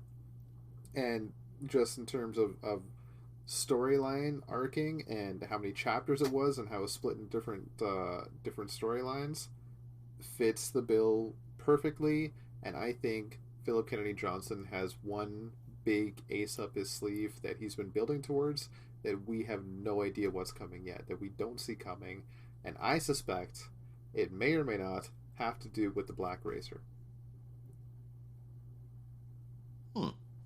Could be. That could be interesting. I think there's that, and I think there's definitely the obvious Fallujah or New Fallujah versus the UP, which again, I'm putting it out into the universe. I want him to do Justice League. When that comes back, yes. when they have the title back, I want him to be the writer for that. And I thought, you know how like Tom King likes to put Easter eggs for his next book in every 12-issue series he did. So like there was an Easter egg for Adam Strange in Heroes in Crisis, and then he did Strange Adventures. I like to think that the brief cameo we got from the Justice League is a little Easter egg, just to say, like, stay tuned, because I got something in the works, and it's gonna be the Justice League, and I'm holding on to that so hard because I want it to be that, and I feel like the perfect story for that would be the New Fallujah versus the United Planets, and that is such like a Hickman thing to do. Like, I have this big ass run, and I'm gonna use that to build to something even bigger when I take over another title, and I totally want to see that. Yeah. So please, universe, You do and me me this both. solid. I want to say Do me this solid. it has to be at least a couple few months ago where the three of us were on a podcast talking about where we would like to see him at if he wasn't doing Superman. And I want to say the unanimous vote was for Justice League. Yeah. And So I mean, I'm hoping our combined prophecy powers will just will it into the universe and it will become reality. I sure as hell hope so. Now, are we talking about his next book after Action? Oh, he would still be Yeah. writing Action, but I mean, Okay. probably after. But my thing is, like, when the Justice League comes back, almost certainly with a new series and a new #1, I want him to be writing that. I want Better not you be to a new be #1. leading that book. It will be. You know it will be. And You know it as will much be. as I'm all Yeah. for that, if that's just a hope, then yes, I will agree on that. But if we're talking about reality, like what we think could actually happen, as much as Justice League is also up there, I'm scrolling through his Twitter right now because I'm trying to find a tweet, and then I got reminded that he did Worlds Without a Justice League Green Lantern #1, which was a bit of a twist that he was writing that.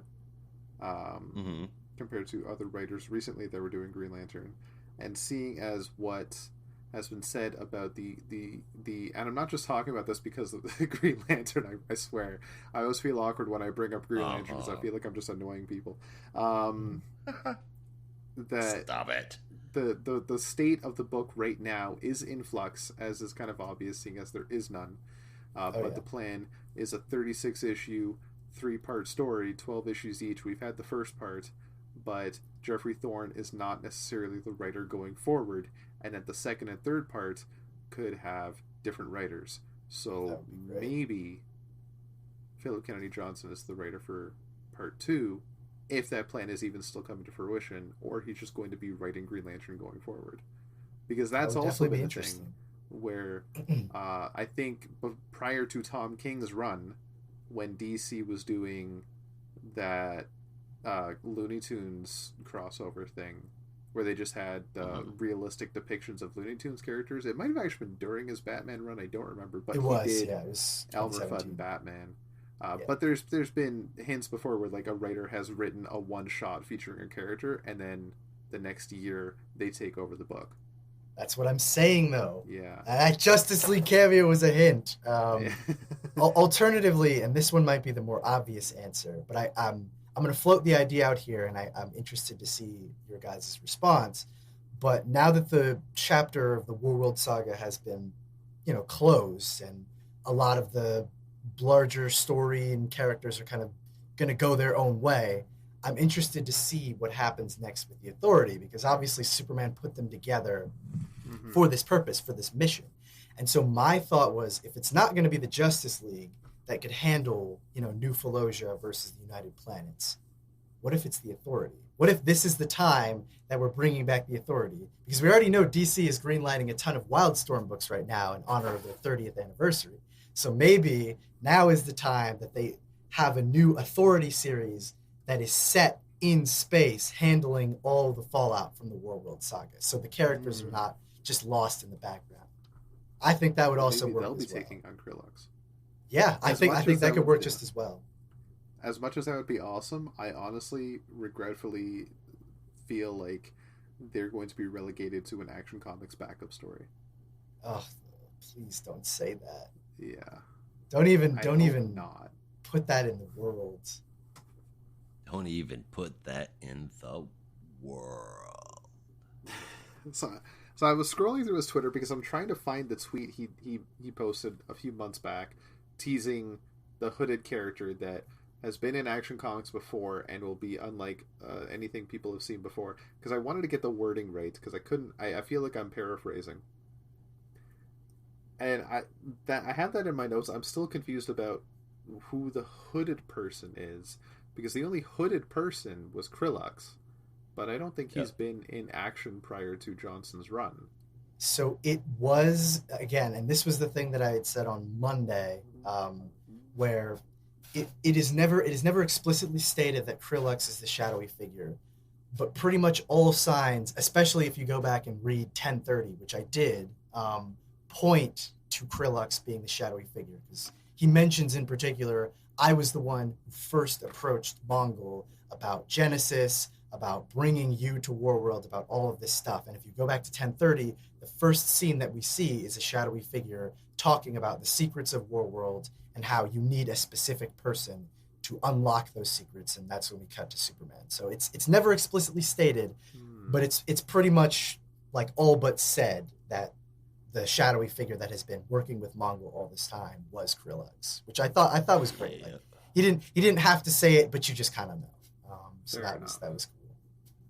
Right on. Because I was also thinking maybe he's talking about Black Racer, who looks a lot closer to the classic version compared to the more recent versions of Black Racer, which was also a very interesting appearance, at least to me. I don't know how you guys feel about the Black Racer as a character, but I thought that was interesting to see that he was even there. Yeah, and I don't even really know what's going on with all the new gods right now, per se. We've seen the Apocalyptans, obviously, in Justice League Incarnate, but we don't really know what's going on with, the new gods on New Genesis. So maybe there's more stuff in the works. Wrote is in canon right now. Then Orion is the new High Father, and Apocalypse and New Genesis have kind of joined forces under Orion, if I remember correctly.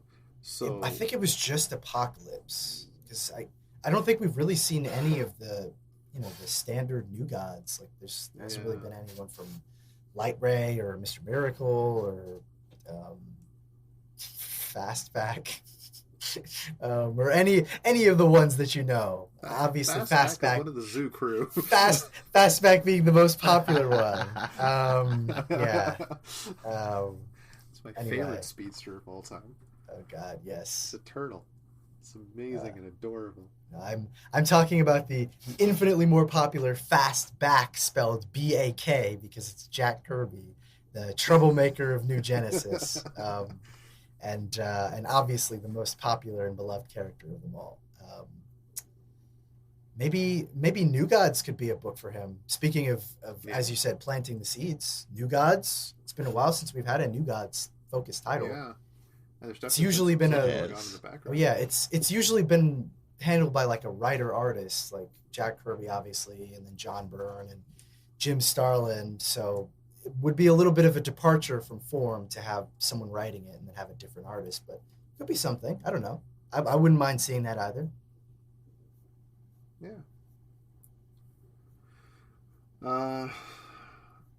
So that's all the notes I had. It's just a fantastic ride. Definitely worth a check out. If you haven't been reading it, I will say go ahead read it, but it might also be worth it to wait for an omnibus, because you'll get all the bonus content that you definitely should absorb. Oh, I can't wait to see all the backups for this stuff, like all the back matter. Fuck, that's gonna be so great. Speaking of backups, actually one thing I forgot to write down. My complaint that I had on Discord is what happened to the World Without Clark Kent backup story that was in the last 3 issues of Action, with the super family facing off against Conduit and trying to save Thao La, and then it said to be continued in Superman War World Apocalypse, and then they never showed up. Yeah, that was a little bit of a cap, as the kids say. Yeah. No, I think I said last week when we talked about Action 1046 that there was a part of me that hoped that the super family would come to Clark's rescue, or just kind of help out, and that would sort of tie everything together, including the backups. But honestly, I reading this conclusion, I'm glad that didn't happen, because I think it would have really kind of invalidated Clark's whole story if they just came up to pull his ass out of the fire. Yeah. But I'm sure we'll see that continued in 1047. Hopefully. Or maybe even in 1050, because now we start the march to that.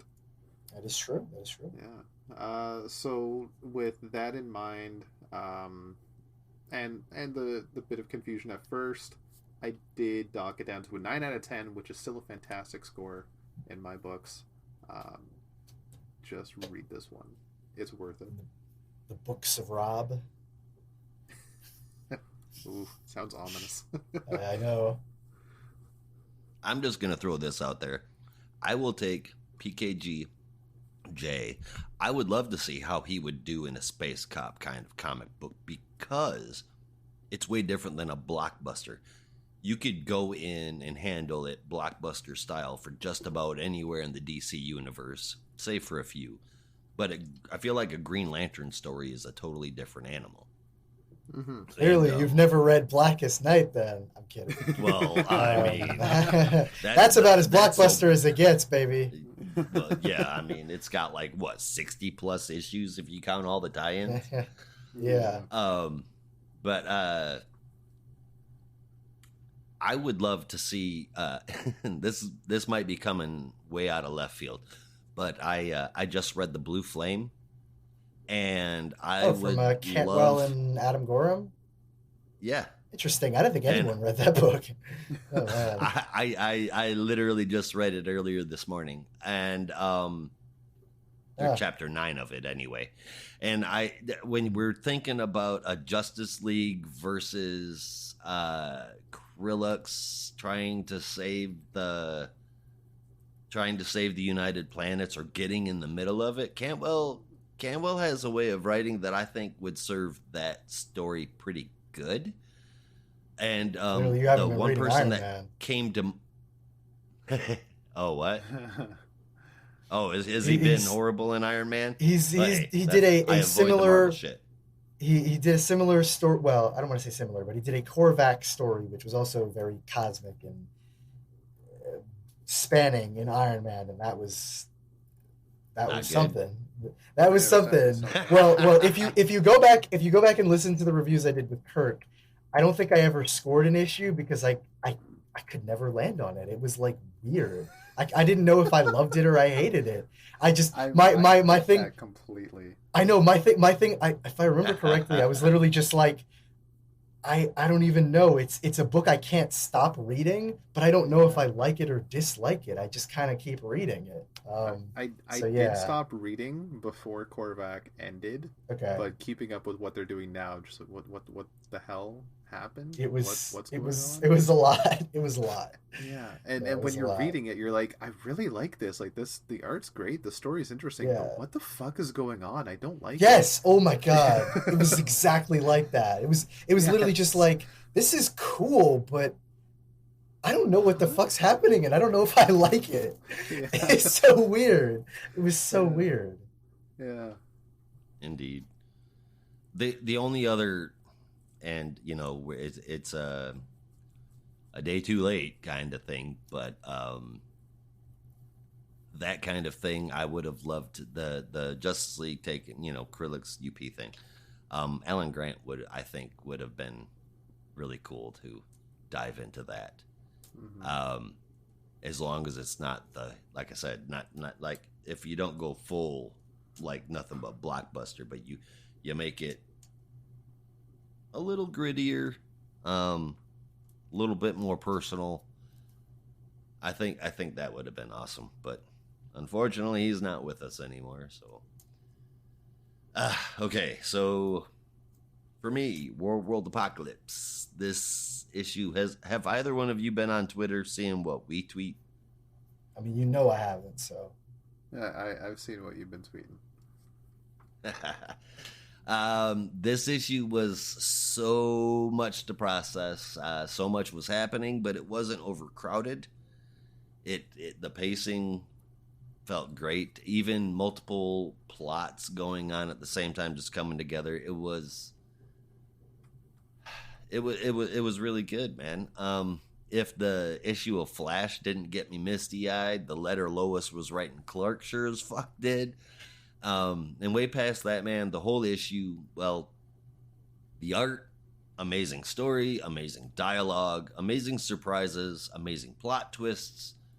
In short, amazing setups for future stories. The whole arc, amazing. The last year of Philip Kennedy Johnson and his varying creative team on Action Comics. It took me a while to consider this. Like us normal people and not superhumans like Brandon, who get his early, I got this early on Tuesday, and I saved it for last because of how big of an event issue it was, or how big it was supposed to be. Today, or actually it was yesterday, I decided I'm 100% behind this opinion, and I have put an immense amount of serious thought into it. The two of you or any of our listeners can feel free to tell me that I am wrong. I'm sure that I am going to, but give me a moment here to show you exactly how much I mean this. The Black Mirror, Court of Owls, Rise and Fall of the Batman, all of the White Knight verse, Hickman's X-Men, Paper Girls, Fearscape, the Flintstones. Read the latest one. It's not on here as a fluke. It's amazing. The Mark Russell Bitch series? Planet. You read that? Oh my god. Fuck How yeah, have we I never did. talked about this before? Yeah. It's I love awesome, that book. dude. Yeah. Fatale, Lazarus, Orlando's Midnighter series, Wade's Daredevil, Ta-Nehisi Coates, who's an amazing author, by the way, their Black Panther, Murder Falcon, Immortal Hulk, Sex Criminals, Shudder, Invincible, DC Metal. These are all way, way, way, way, way up there for comic arcs, comic runs over the course of the past 10 years. And even the now currently very close second place that has been my favorite arc ever, Death of the Family. I could go on and on and on with other picks, but after a lot of consideration, like I said, I have made the decision Philip Kennedy Johnson's Action Comics run is the best comic run of the last decade. Well, now that's definitely not true, but it is definitely one of the best. It is. Well, I know that's not true because you literally just said that The Swamp Thing was one of the best books you read last week. So are you contradicting yourself, sir?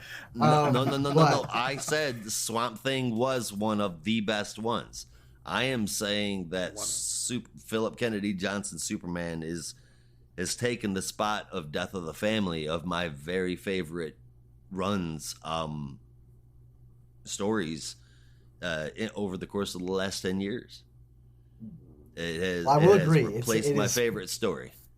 It is. Oh well, that is surprising to hear. I It definitely was will not say it's the surprising best for me to think about. but I will say this, and I'm sure I'll get flack for it too, because there are probably gonna be some people who are mad. But fuck them. It is definitely one of, if not the best stories to come out of Action Comics in the past 10 years. I feel like that's fair to say. Yeah. But I would be interested to hear the rebuttal for that. There were moments of Dan Jurgens stuff that I really liked. Yeah. I still love the Superman Revenge Squad to this day. Ugh. But I have to say, well, it was just fun seeing the Super Family together. But Right. I have to say, of the books to come out, of the stories to come out of Action Comics, this is definitely one of the best ones of, I would probably say, the past decade. Especially if you think the past decade is up to the New 52, then I can completely agree with that. Well, Morrison's Action Comics is a part of that, and I love that. You know, I love that. But we're also in 2022, and his run lasted 18 issues. So 10 years ago, we were maybe halfway through it. Yeah. Easily the best out of Action, and I went through like probably the best out of Superman. My favorite, honestly. I mean, the Tomasi stuff was great too, but this was just like it was something else, you know. Every once in a while, my absolute favorites. Yeah, it is up there. And if it does not go down in the ages as one of the best stories ever written, then something is horribly wrong. And people's opinions need to be swayed. That would crush me. That would truly crush me. But I don't think it will. Deserves to be in that. It deserves to be in that list that I just spit out because all of those are amazing, amazing runs. Final vision for this book is, you know, you look at like I'm trying to think. Like you think of like iconic runs of recent years, like A Court of Owls, Jeff Lemire's Animal Man, Jeff Lemire's Green Arrow, Jeff Lemire's anything.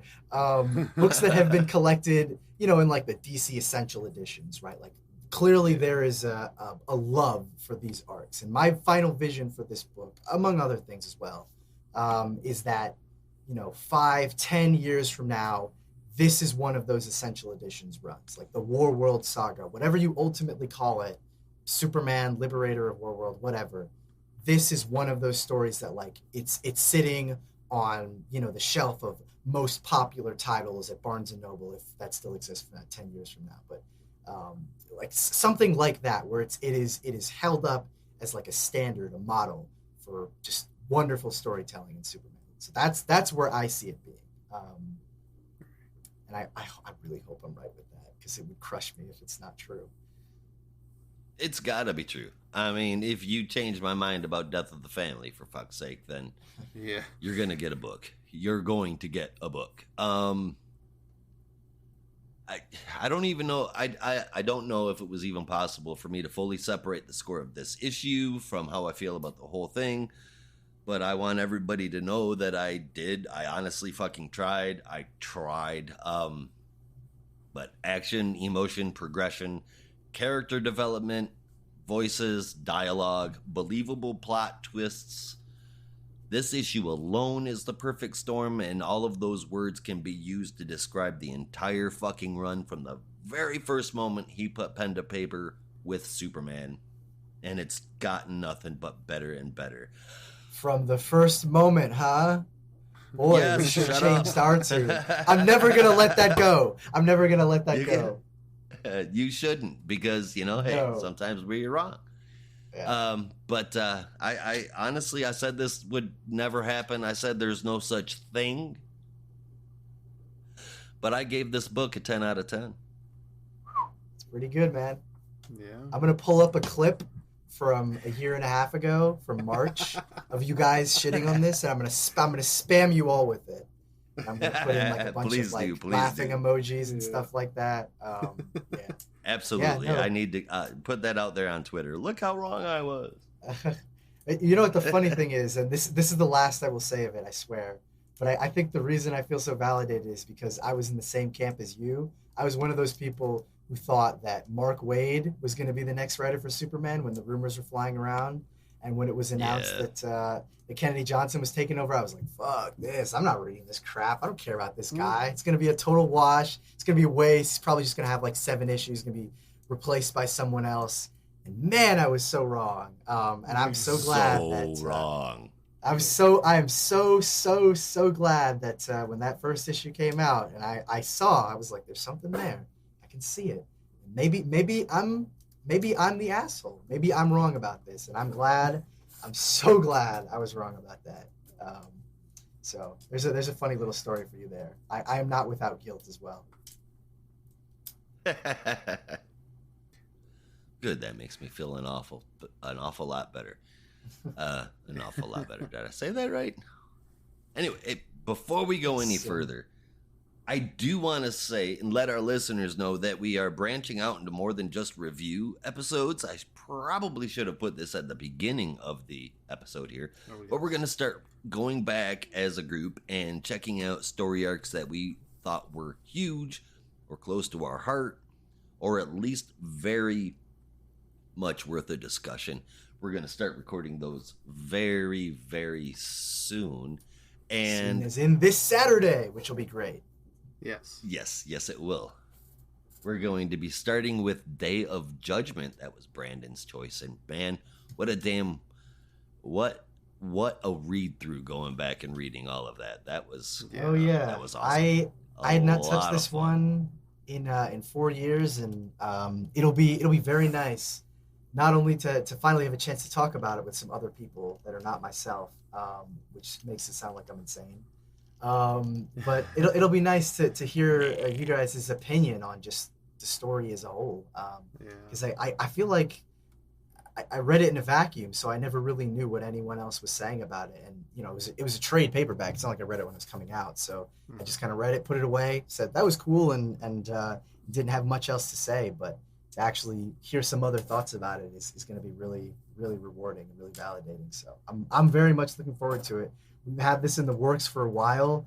It's finally coming, and it's going to be a hell of a time, I'm sure. Now, for Absolutely. the listeners' enjoyment, are we covering all the tie-ins, or are we just doing the main story? If anybody there wants to read along with us, I think the main focus is going to be on the. Oh, sorry. Go ahead. Oh yeah, I was basically just going to say, yeah, the main focus, most of the discussion is just going to be the main books. I will be that irritating guy that'll dump in about a paragraph about the tie-ins here or there if they deserve it, but yeah, a lot of the time they just don't, you know. yeah.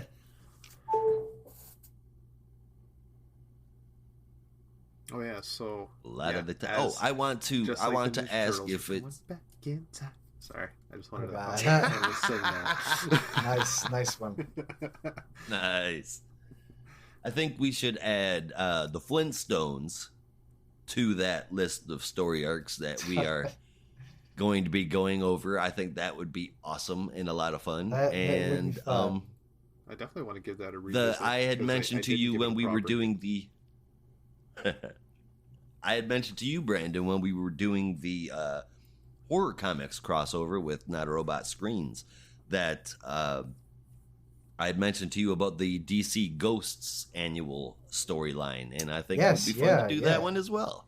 Yeah, that's one of those rare ones that I haven't actually read it yet. So I have no expectations, and I would be really excited to do that because you have read it and I have not. So I have no idea what I'm getting into aside from what you told me on our little escapade with Isaiah. Yeah, I haven't picked it back up. It was one of those, you know, like I read it way back in the day, and then I read it just a few weeks ago, but it was like one of those breezy, I'm just gonna flip through and enjoy this cheesy awesomeness. Yeah. And so I've got to go through and read it again in order to be able to get down my notes and stuff. But we've got all kinds of them coming up, man. I have no idea what I'm getting into, so I'm looking forward to that. Especially one that I can't even remember if I've actually read it before, but I think Her Sister's Keeper is listed as one of them. Yes. It And, is, yeah. If We've if I had read that one, I remember nothing about it, so that'll be a good one to get into again. That's a really deep story, man. Yeah. Do we want to It's- announce the whole list? Because I have it written down here. Sure, why not? Yeah, go ahead, man. Yeah. And there's going to be more added. Yes. Yeah. So for now, consider this a season 1, if you will. Before we get canceled by the network. Okay, so starting off, we're recording this Saturday. Number 1 will be Day of Judgment, and then we'll be going into Gods of Gotham, Justice League: The Lightning Saga, The Return of Barry Allen, Her Sister's Keeper, The Sinestro Corps War, Smallville Attacks, Death of Superman, and finally The Cult. Oh, I can't. I mean, I think you guys have probably read the Cole before, but I can't wait. I can't wait to talk about that one. Oh, that's one of my favorite Batman stories. Oh, I threw on an additional one for that list. I guess I didn't tell you guys, but I want Defenders: The Best Defense on there as well. Oh, yeah. Is that the recent? Can we do that, though? Isn't that a Marvel book? Are we breaking the I laws? don't care. On our We're extra breaking ones, the we can do rules. any kind of. We're any kind of breaking the imprint. rules. I thought this was a Breaking the law. DC show. We can't read the Al Ewing Defenders team up book. That's not fair. I love that. Have you book. read it, Josh? I have Immortal Hulk, Silver Surfer, Doctor Strange, and Namor. Ah, of course, I've read that shit. Yeah. Has one of my Oh, yeah. favorite lines. It's just so straightforward, but it makes me laugh. I think it's like something like for the final chapter, it's like, "This is the train," because they're riding that cosmic train or whatever. And I saw that, and I don't know why it made me laugh, but it did. For some Because it's reason. corny as fuck. Wait, I gotta pull this up. What is the line? Oh man.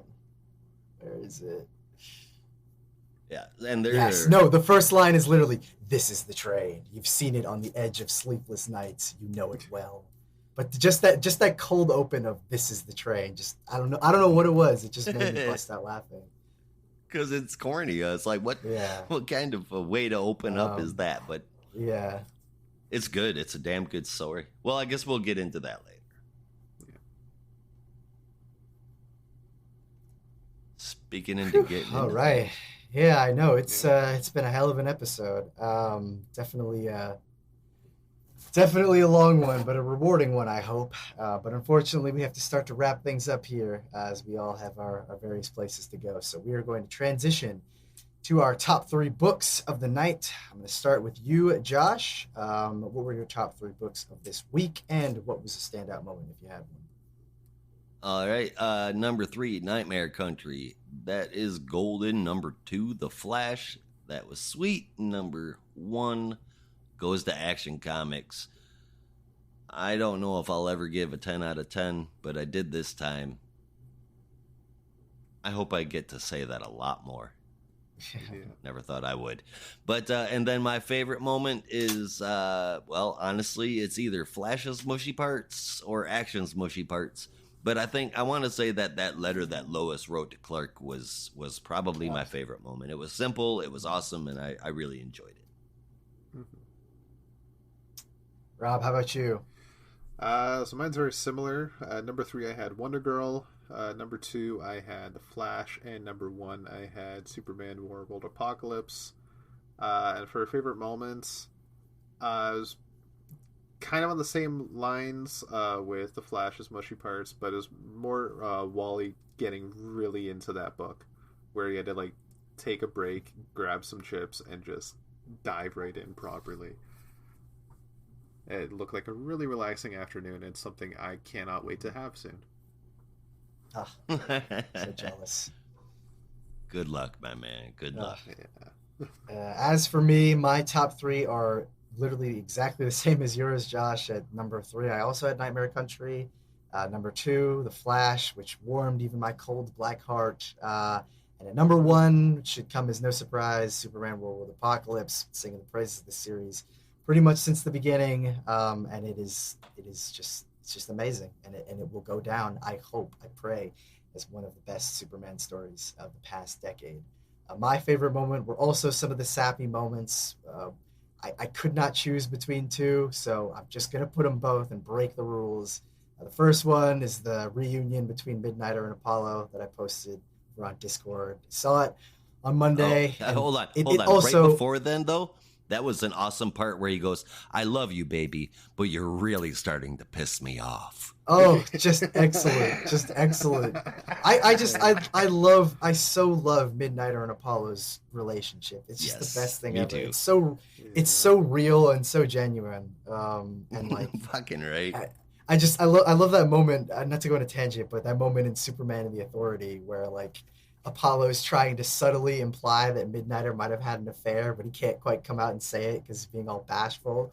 But he's just like, "I don't smoke and you don't smoke, but I found matches and I need you to explain how they got there." It's just like, it's so catty and I love it.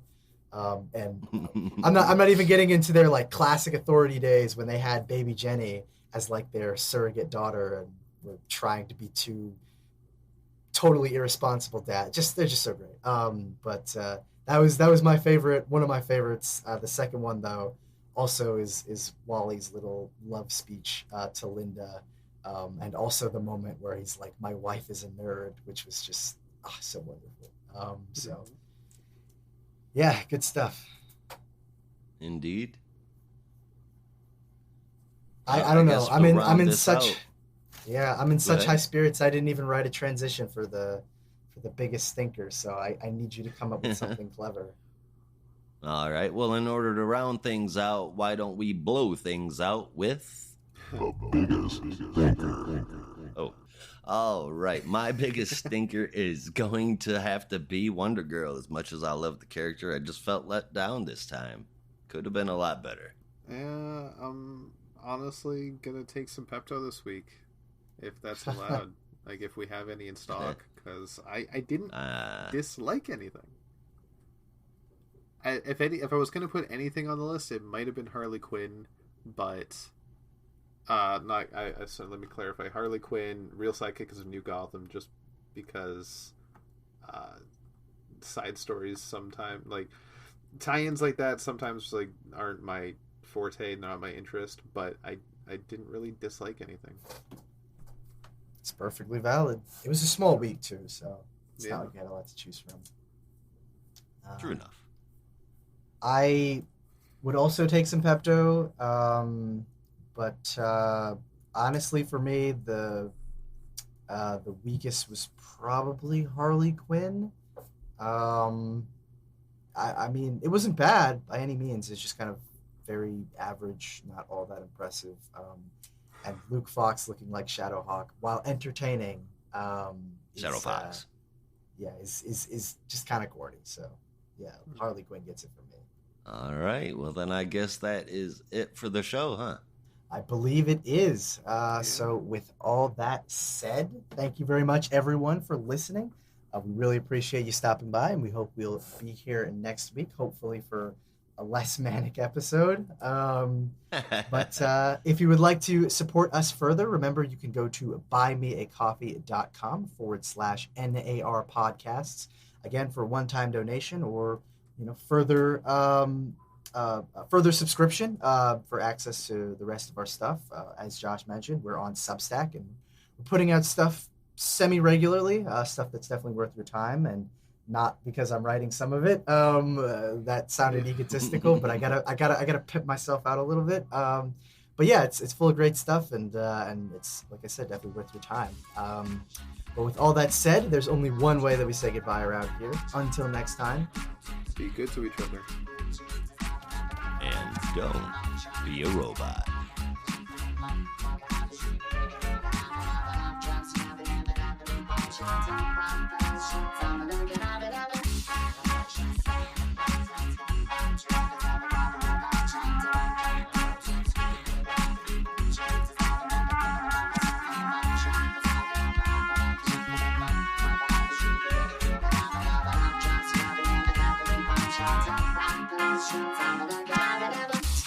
Just